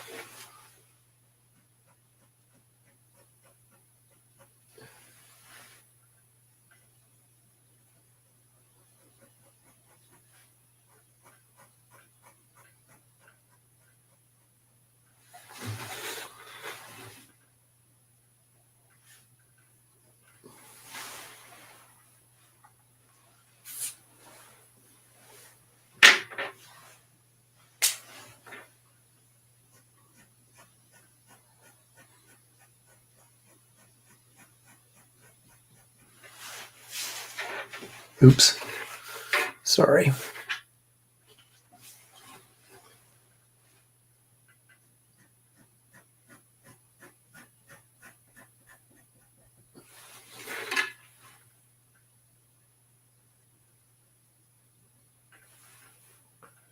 But you can get a real good sense, especially looking at it this closely, how much texture you can get out of this, and that it doesn't have to be perfect strokes. Everything doesn't have to be perfect. Because again, as I said before, it ends up kind of feeling like porcelain or something. It's like too perfect. Everything's too round. Everything's too right on. And I mean, there are styles that people, they like that, and that's how they work. But I don't. And especially for something like this,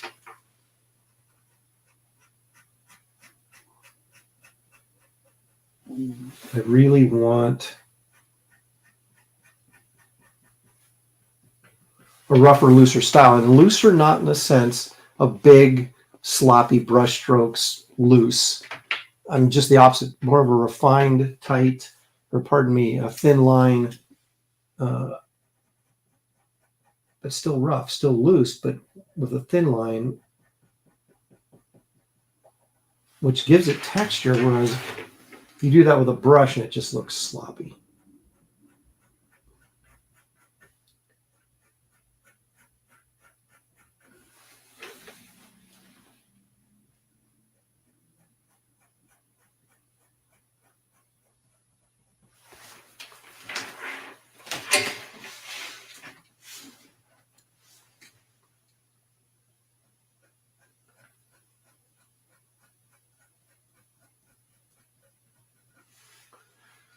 But you can see what a pain in the butt this is, just from a time-consuming standpoint.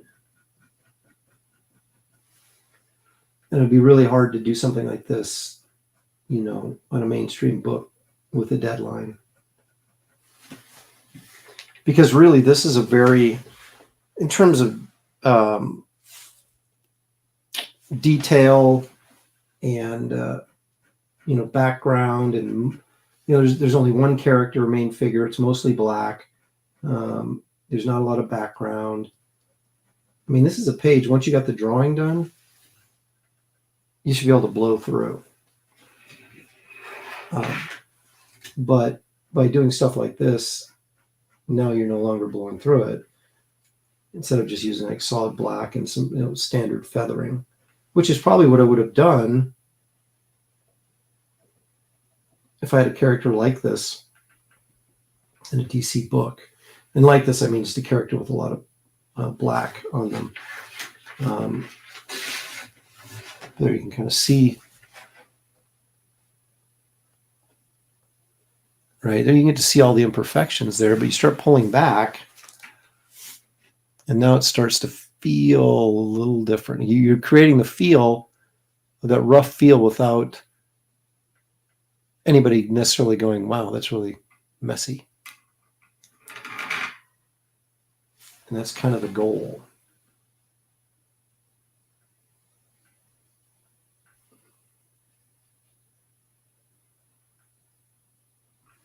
Because again, the average person that's reading a comic book is going to spend 1 minute on each page, because they're reading the story. You produce an art book that's specifically for the sake of pieces of art, then you can have people sit there and study everything you're doing. But you do it in a comic book, people are going to move past the page pretty quickly because they're reading a story. Now, they might go back and look at it again, but when you have people reading the story, you're trying to create, at least I am in this situation, trying to create a feel that carries throughout the story for that person that's looking at the page for just a minute. They're not breaking down my artwork and seeing, oh, look, he cross-hatched right here for this effect. But if they're feeling that effect while they're reading the story, in other words, it's how they, the look is integrated into the storytelling and becomes part of the storytelling, I guess I should say, then it affects the reader's perception and makes, creates an environment, maybe would be a better way of saying that, suits the story and suits the character.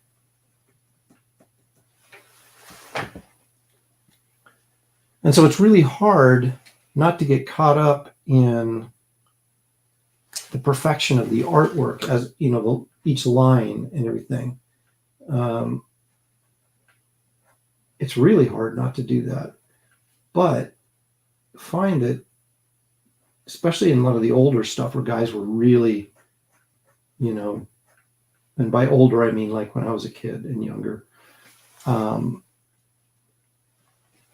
Kirby and Gene Colan, who was mentioned earlier, guys like that, they were working on these just incredible deadlines. And if you go in and look at their line work and stuff, you'll find a lot of it very loose. I'm not going to say sloppy because that's, that infers poor work, which wasn't the case, but a lot looser, a lot quicker, because they didn't have the time to spend on it. But you don't really notice that while you're reading the book. You notice the style, and you either like the style or you don't. It's like Frank Miller. Frank Miller's not the greatest draftsman, but his style was extremely effective for what he was doing with Daredevil. And then also, even to a much larger degree, The Dark Knight Returns, which was really crazy style-wise.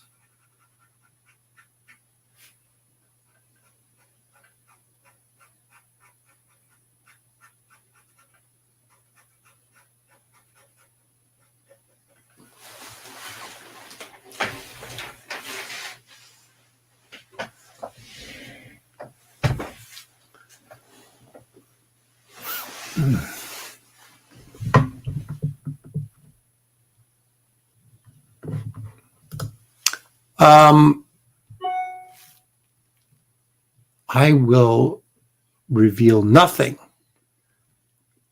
until the appropriate time.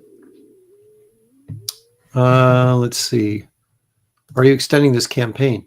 Well, you can't technically extend it. What you can do is leave it open as a store. And I already extended it once, the extra 2 weeks. Now, technically speaking, David, it's going to go in demand. Yes, that is correct. So it'll be open for people to order past tonight at midnight.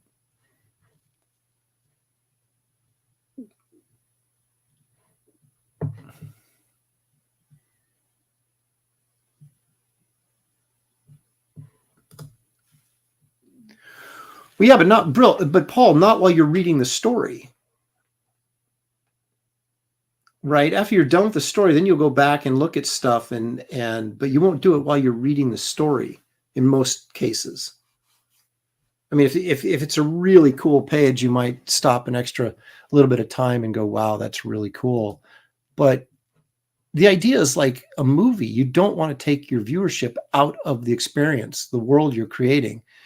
You want it to flow, and you want them to read the story, and they get the emotions of the characters and all that kind of stuff. But you're not going to sit there. In most cases, you're not going to sit there and analyze the line work and everything while you're reading the story. You go back and do it later, but probably not while you're reading the story, I guess is my point.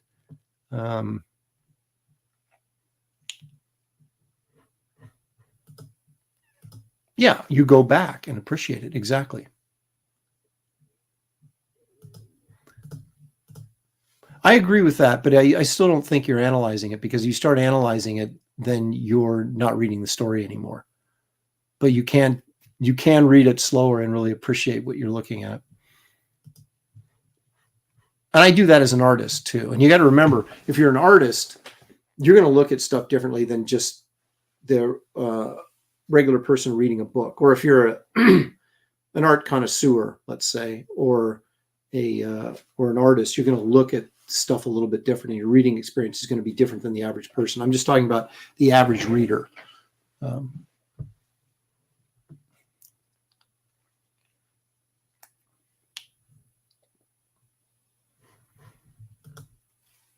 Where's the Bass Reeves trade paperback? Actually, Paul, I'll answer for David. The first 3 issues are collected, and the next 3 issues are collected all together in a 6-issue volume that is on Indiegogo right now. So you get the three first issues. Correct me if I'm wrong, David. You get the first 3 issues, and then the next 3 issues that haven't been published yet as floppies to complete the miniseries, the 6 issues. And that's all in one volume on Indiegogo right now. And I think it's a hardcover.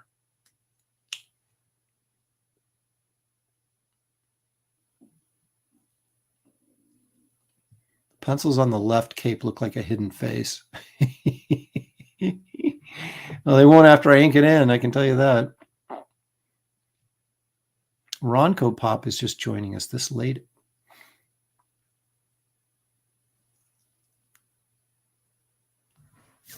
Well, Bass Reeves, there's a shout out to Bass Reeves in Wraith of God. But I'm not going to tell you where it is.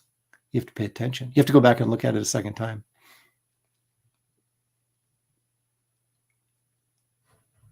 Humphrey Bear is returned.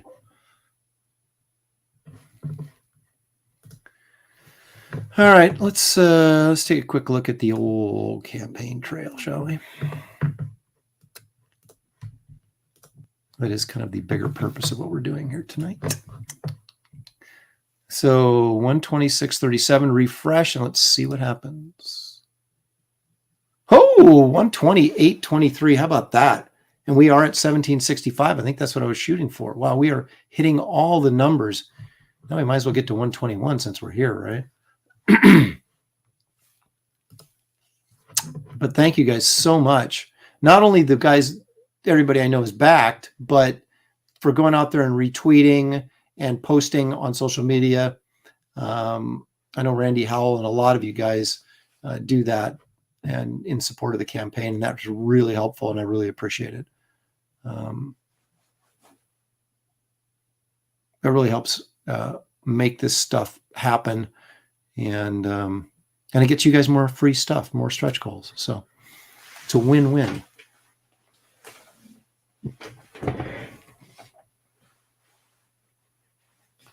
All right.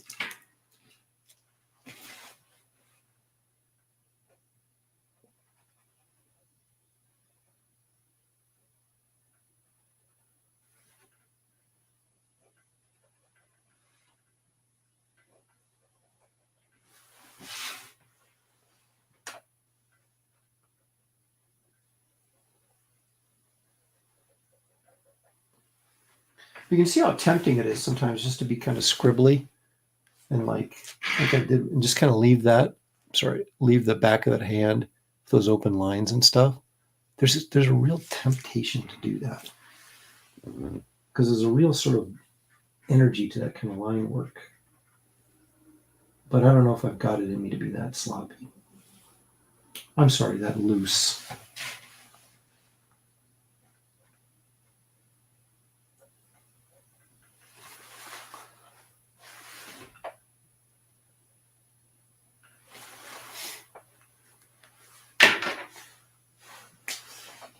Probably do here is I'll go over the top of this with kind of a crosshatch.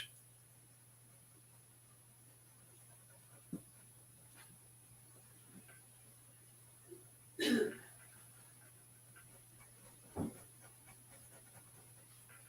then it becomes more purposeful and less random. Oh, I hear Shelly up wandering around.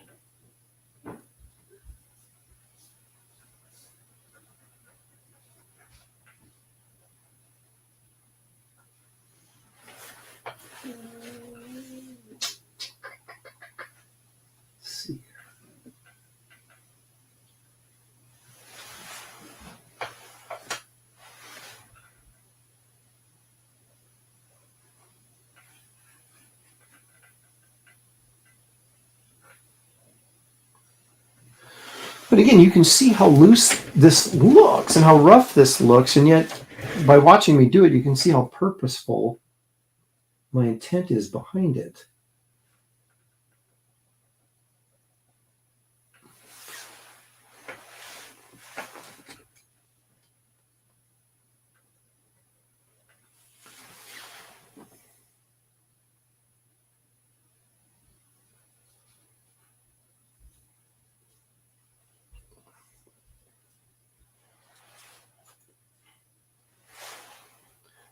Okay, so if we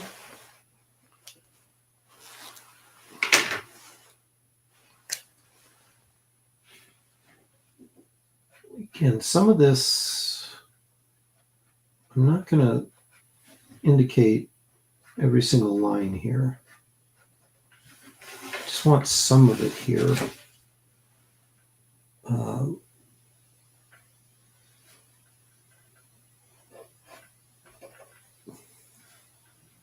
How much of this I'll actually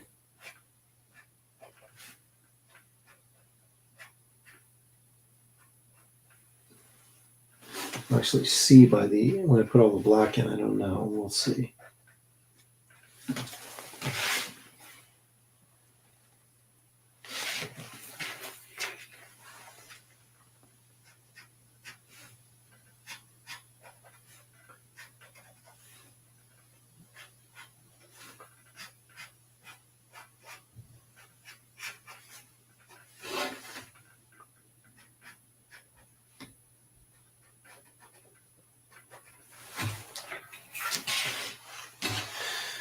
Okay, so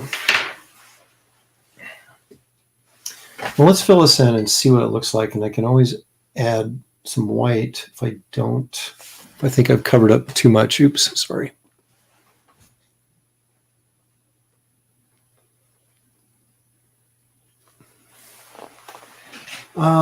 Paul's asking for my Western influences on Wraith, and definitely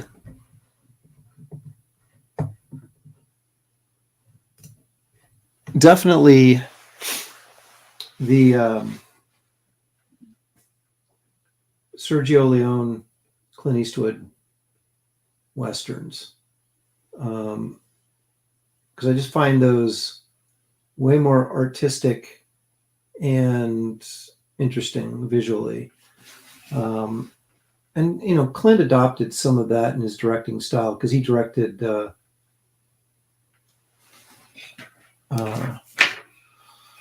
High Plains Drifter, which was very much felt like a Sergio Leone spaghetti western.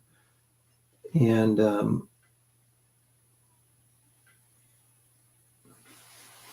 don't know if I've gotten as grandiose yet as John Ford, but I am a big John Ford fan, so I couldn't sit there and say that wasn't, that those type of elements were not in my mind.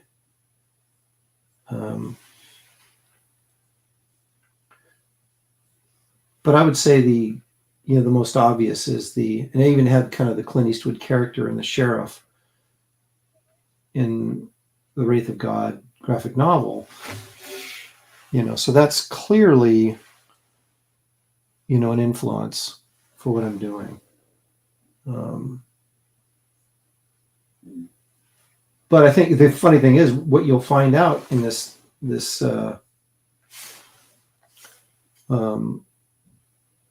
Blood Hunters, there's a little bit of a Hammer Films influence in this one, just because of the vampire element and how I handle it. It feels to me a little bit like a Hammer film.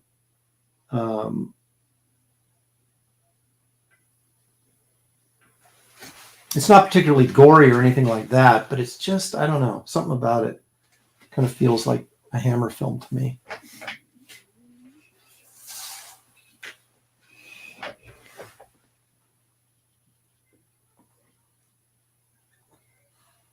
I'll be interested to see if you guys have the same reaction.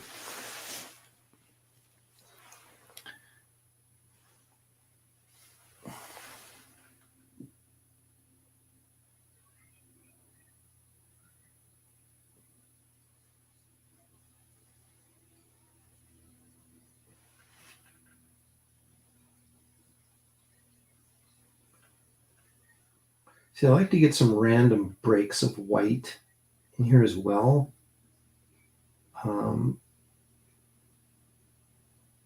Again, just for nothing more than texture.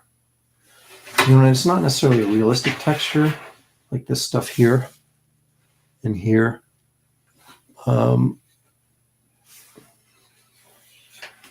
It's more, a design element type thing, I guess.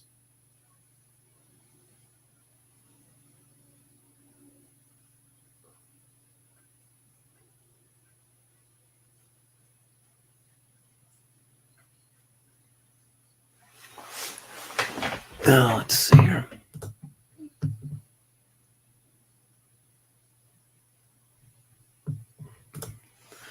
There you go. Yeah, I'm the same way. I've got the first one, because I'm not a Walmart shopper, and we don't have one really conveniently located around here, or to where at least where I live. And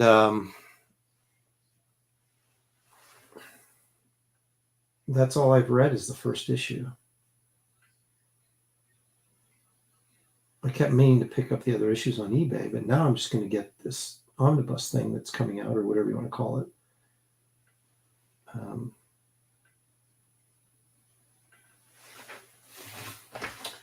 Someone said Kurosawa in the chat. I'm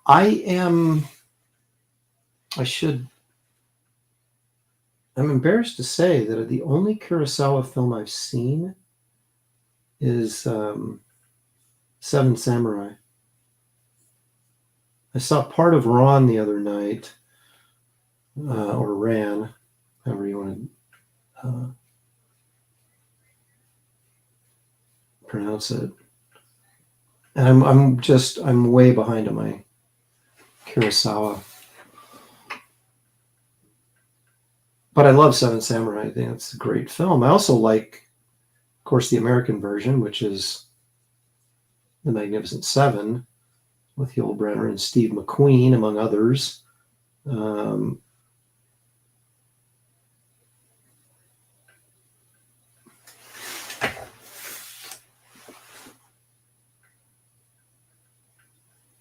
Sam Peckinpah's The Wild Bunch, you know.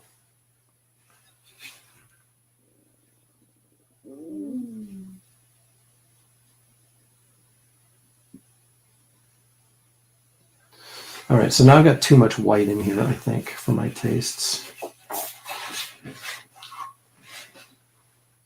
So I just got to be bold and sort of, let's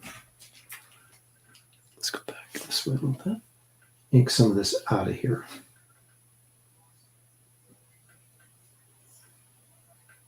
Let's get rid of that. Let's get rid of this. That.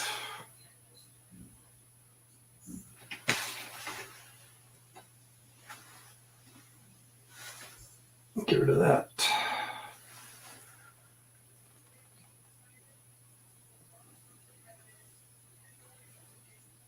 But you can start to see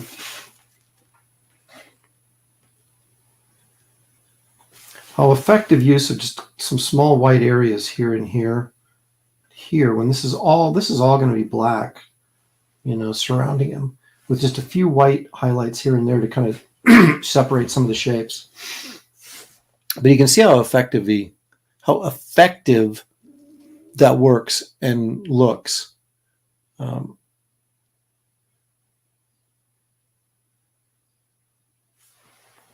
we're really not seeing much of his head at all, but we'll have the glowing eyes and just a little bit of his mask there. I think that works pretty well.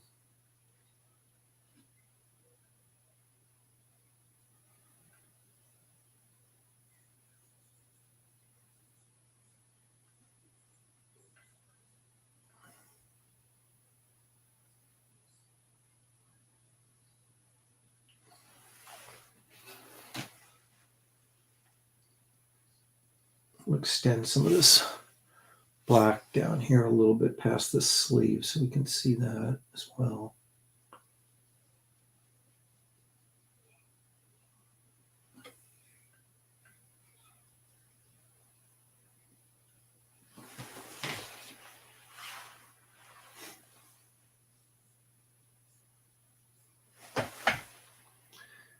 And maybe, like, there might be too much, you know, as I said earlier about, I got to be careful about the amount of white that I show.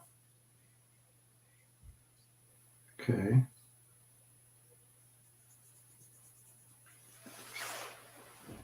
See how straight and even these sides look? That bugs the crap out of me. It's like, it's too even. I want this to be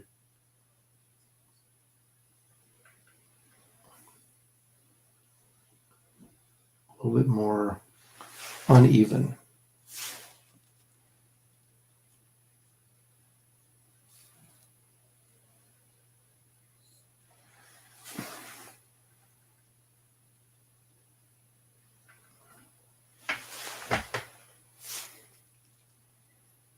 There we go. Now we're getting someplace.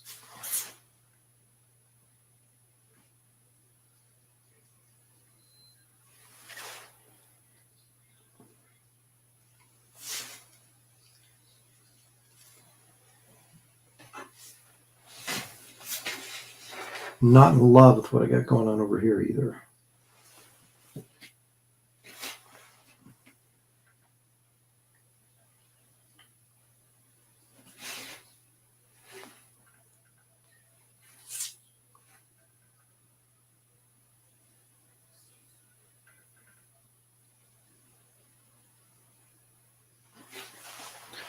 There we go.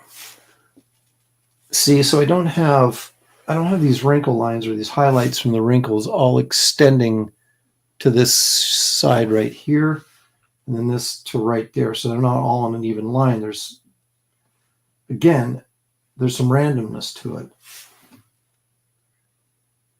That helps the believability of it as a three-dimensional figure, which it isn't, but we want that feeling. So you can't have everything uniform and even, or it'll go flat on you. It just does.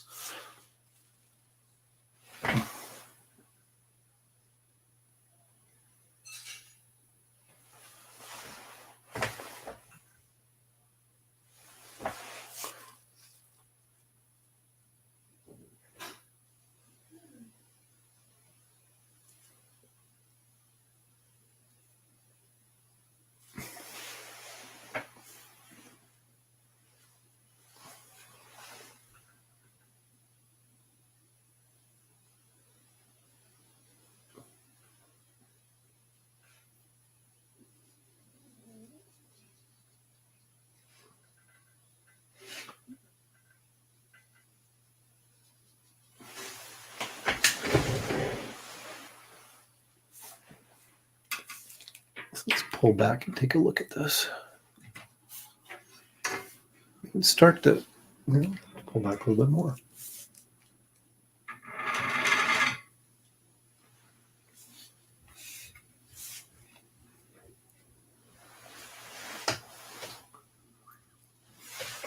So you can see you're getting a bit of perspectives kind of wonky because we're not right above the drawing. But you can get a sense there's a little bit of wonkiness to this figure, which I like. Again, it's just a tad unpredictable.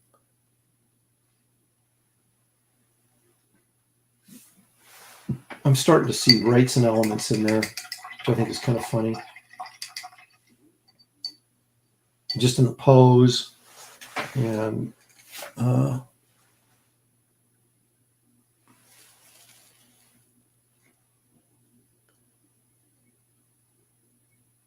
but see, I think it's more interesting looking now.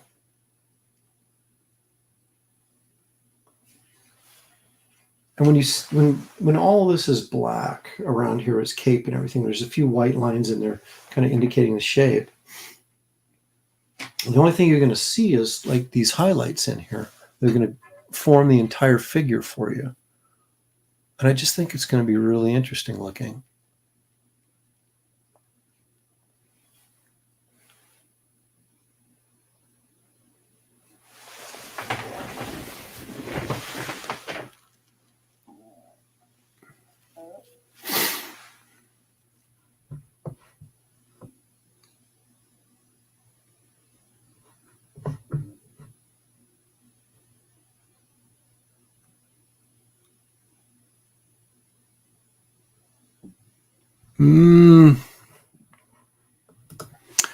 Aaron, what inspired you to design the cowboy hat like that?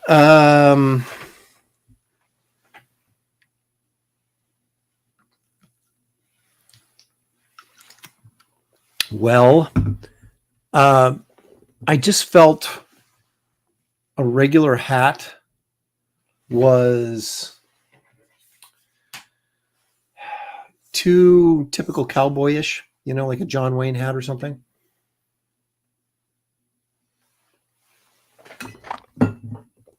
And again, it seems to me that at least in a couple of Eastwood's movies that he wore hats similar to that. I felt like like the Marvel Western Ghost Rider, wears the white costume and the hat and everything. 250s TV show looking cowboy hat. So I wanted something different. And, like I said, I can't remember how many of the Clint Eastwood movies where he wore a hat similar to this, but that was kind of that interesting and unique anti-hero cowboy look, right? You weren't sure if he was a good guy or a bad guy because he didn't have that typical hat. And I think you need, and a costume that's as basic as this, I mean, let's be honest, it's just a black cape. I mean, it's a duster he's wearing, but that's not really delineated all that much. If I did, if I did like a turnaround of the character, that would get clearly delineated.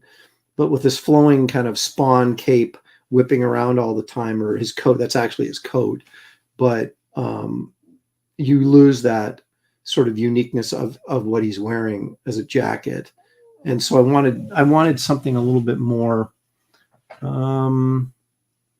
recognizable when you see the character, that hat is part of the costume. It's not just a regular cowboy hat. It's a specific hat that this character wears.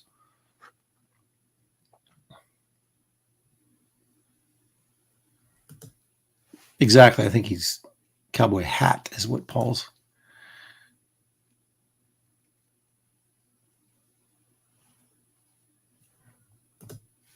Well, you could be right, but we don't see that kind of hat in TV cowboys. You know, and what we're as a culture, what we see as a Western, they may be more, that type of hat may be more realistic, but it's not what we're used to seeing in movies and TV for the most part. And so I wanted to stay away from that look, I guess is what I'm trying to say.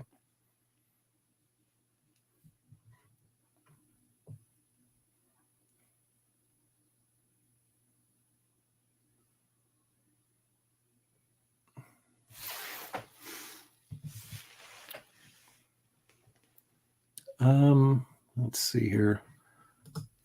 Very impressed by how well the feet are drawn. Well, you know, feet and hands, right, man? That's the thing. You got to put that. You got to put that extra effort into those things for a long period of time to kind of get a grasp on them, and they're not easy. But like I said, I've been doing this long enough that I feel like I have a fairly good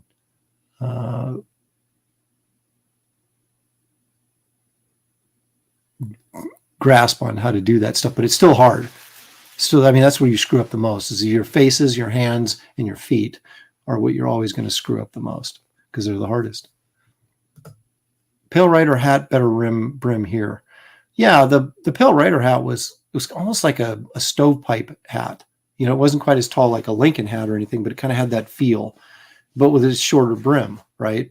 So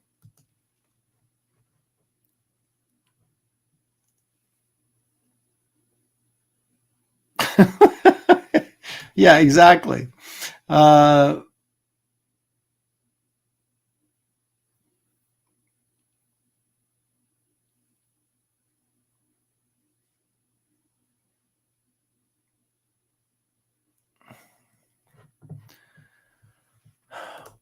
One thing I try to do, and then I end up, it's funny, I try to be different, and yet then I end up doing the same thing all the time. So it's not different for me, but again, this type of pose, this is very much a Wrightson type pose. So that's the influence here.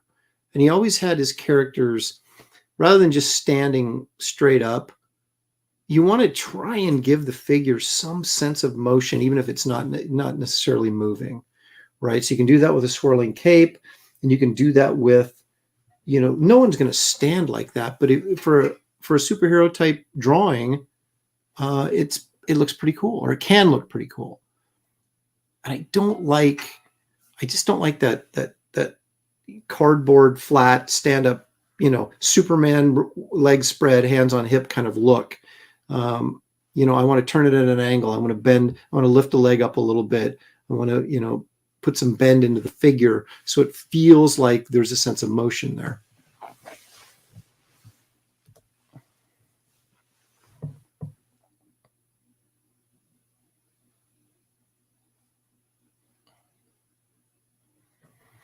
Man, we got some Western experts in here on clothing. I never, it's funny. I'm one of those guys, I do enough research to get done what I need to get done.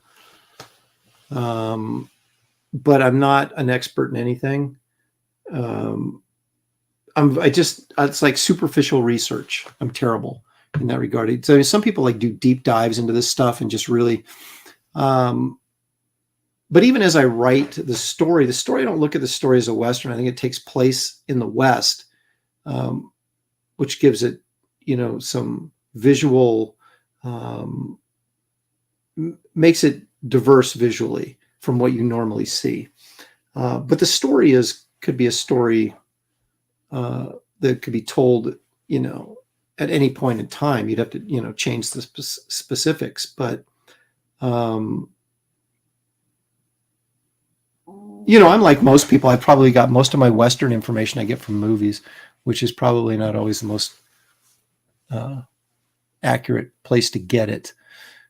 I mean, like even the coat he's wearing, it's an Australian duster. It's based on an Australian duster, which he wouldn't necessarily be wearing. And the big, thick cuffs on the end of the coat with a button on them you're not going to find any one of these jackets would have those. But again, that's another Wrightson element from like English 1800s type overcoat, that, and I don't even know if when Wrightson did them, if they were accurate, but they were sort of his signature thing. And it's one of those things I sort of stole from him that I really like the look of because, I'm a Wrightson honk. And so I put those elements into this coat to make it sort of uniquely his coat and not just another duster, Yes, Musketeer cuffs. There it is. Yeah, Crocodile Dundee hat, right?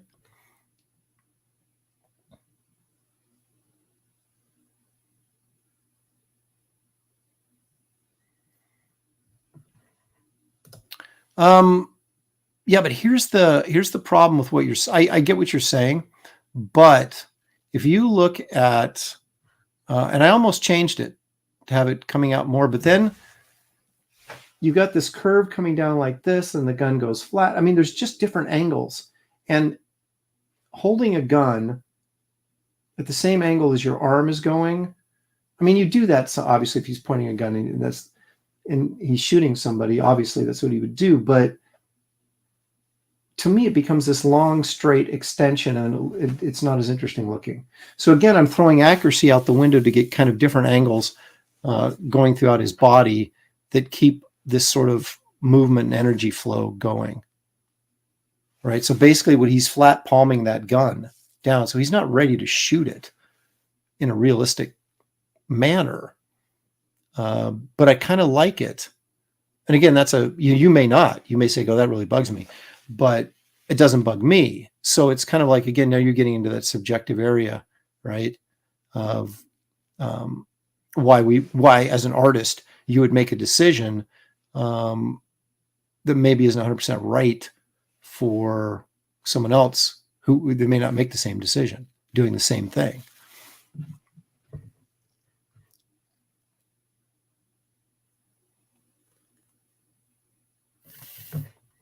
Well, that's the fun thing about doing these live streams is that you guys, or when I draw on these live streams, especially if I'm using pieces of art that are going to be in the book, you look through the book and you go, yeah, I was right there when he drew that. And we talked about it and why he did what he did, kind of thing. And it adds a different level of, I hope, appreciation to the finished product. And this is something that, this live streaming is really kind of a new phenomenon. I mean, if you're looking at over the span of, the last 30 or 40 years, right, where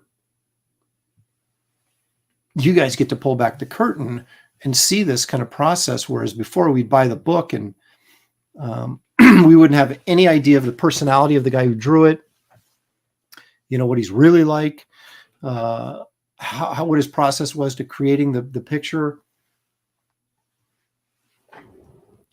And then from our standpoint, the artists, when we're doing stuff like this, we get to talk to the readers and supporters of our projects, and kind of get to know you guys a little bit, that who's reading my book, what they like about it, maybe what they don't like about it, that type of thing, and what they're thinking. So, I mean, it's really kind of a nice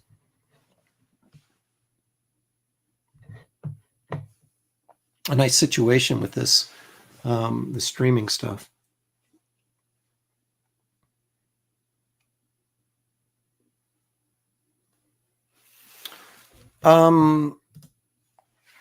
This is going to be, as of right now, this is going to be the back cover. Paul Billett says, Venture Brothers, nap time. Good night, all. Congrats, Aaron, and continued success. Thank you for joining us, Paul, and enjoying and engaging in vigorous conversation.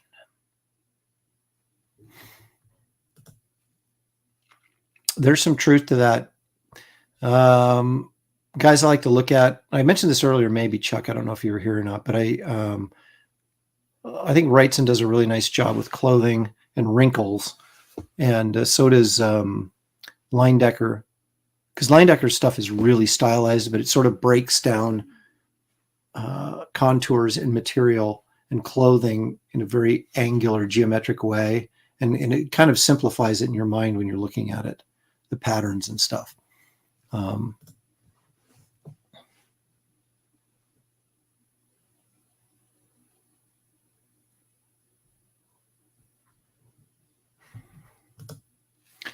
Yeah, and this story takes place in Tennessee. I've only been there once, so I'm probably going to have people actually from Tennessee going to go, you didn't represent Tennessee correctly. And I'm like, yeah, this is my Tennessee, my made-up Tennessee. So, all right, dudes, we're going to take one last look at the campaign, then we're going to call it good for the evening, I think.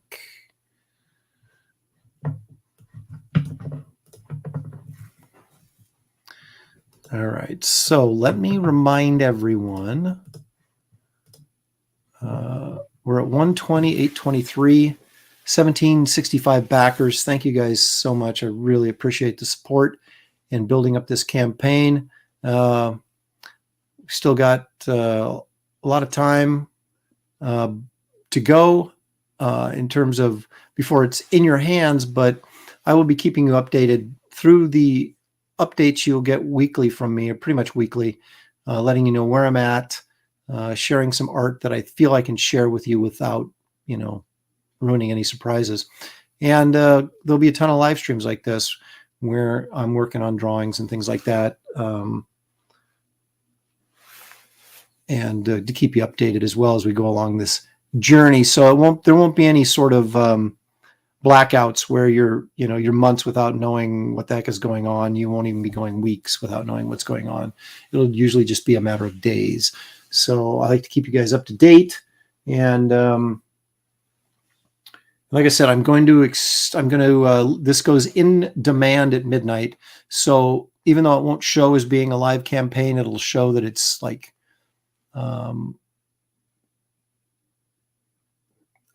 the, on the bottom of the green line there where it says, the 2,500 flexible goal, it says 2 hours left. It won't say that anymore, but it'll still say funding up at the top in green. So you still be able to order, you can still help me catch and pass Rini once and for all. So anyway, again, thank you guys so much. Let me,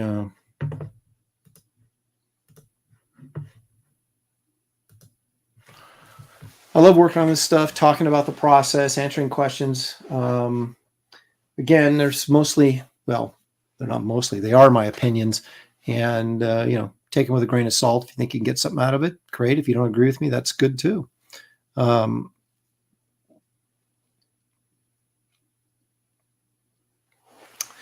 I appreciate you guys joining me. 40% Zed, thank you. Ronco Pop, thank you, sir. Appreciate that. Humphrey Bear, Dick Van Dyke. I don't know what that's got to do with anything. I'm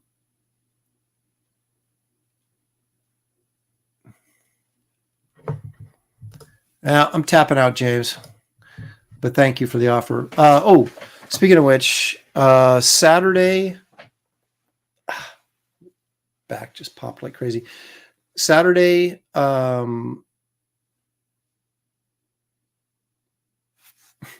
it's getting late. Saturday's Comic Art Convo with James, also known as Sequential Treasures. We'll be talking about our favorite horror B movies. So that'll be a fun show. I'm not sure exactly what time we're going to do it. I'm going to work it around the Nebraska football game because that's what I do on the fall on Saturdays. But we will be doing it sometime in the afternoon. I'll let you know soon.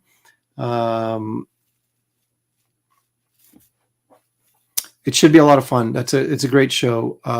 James and I have a lot of fun talking about weird stuff, and always comic or film related. So it's always a good time.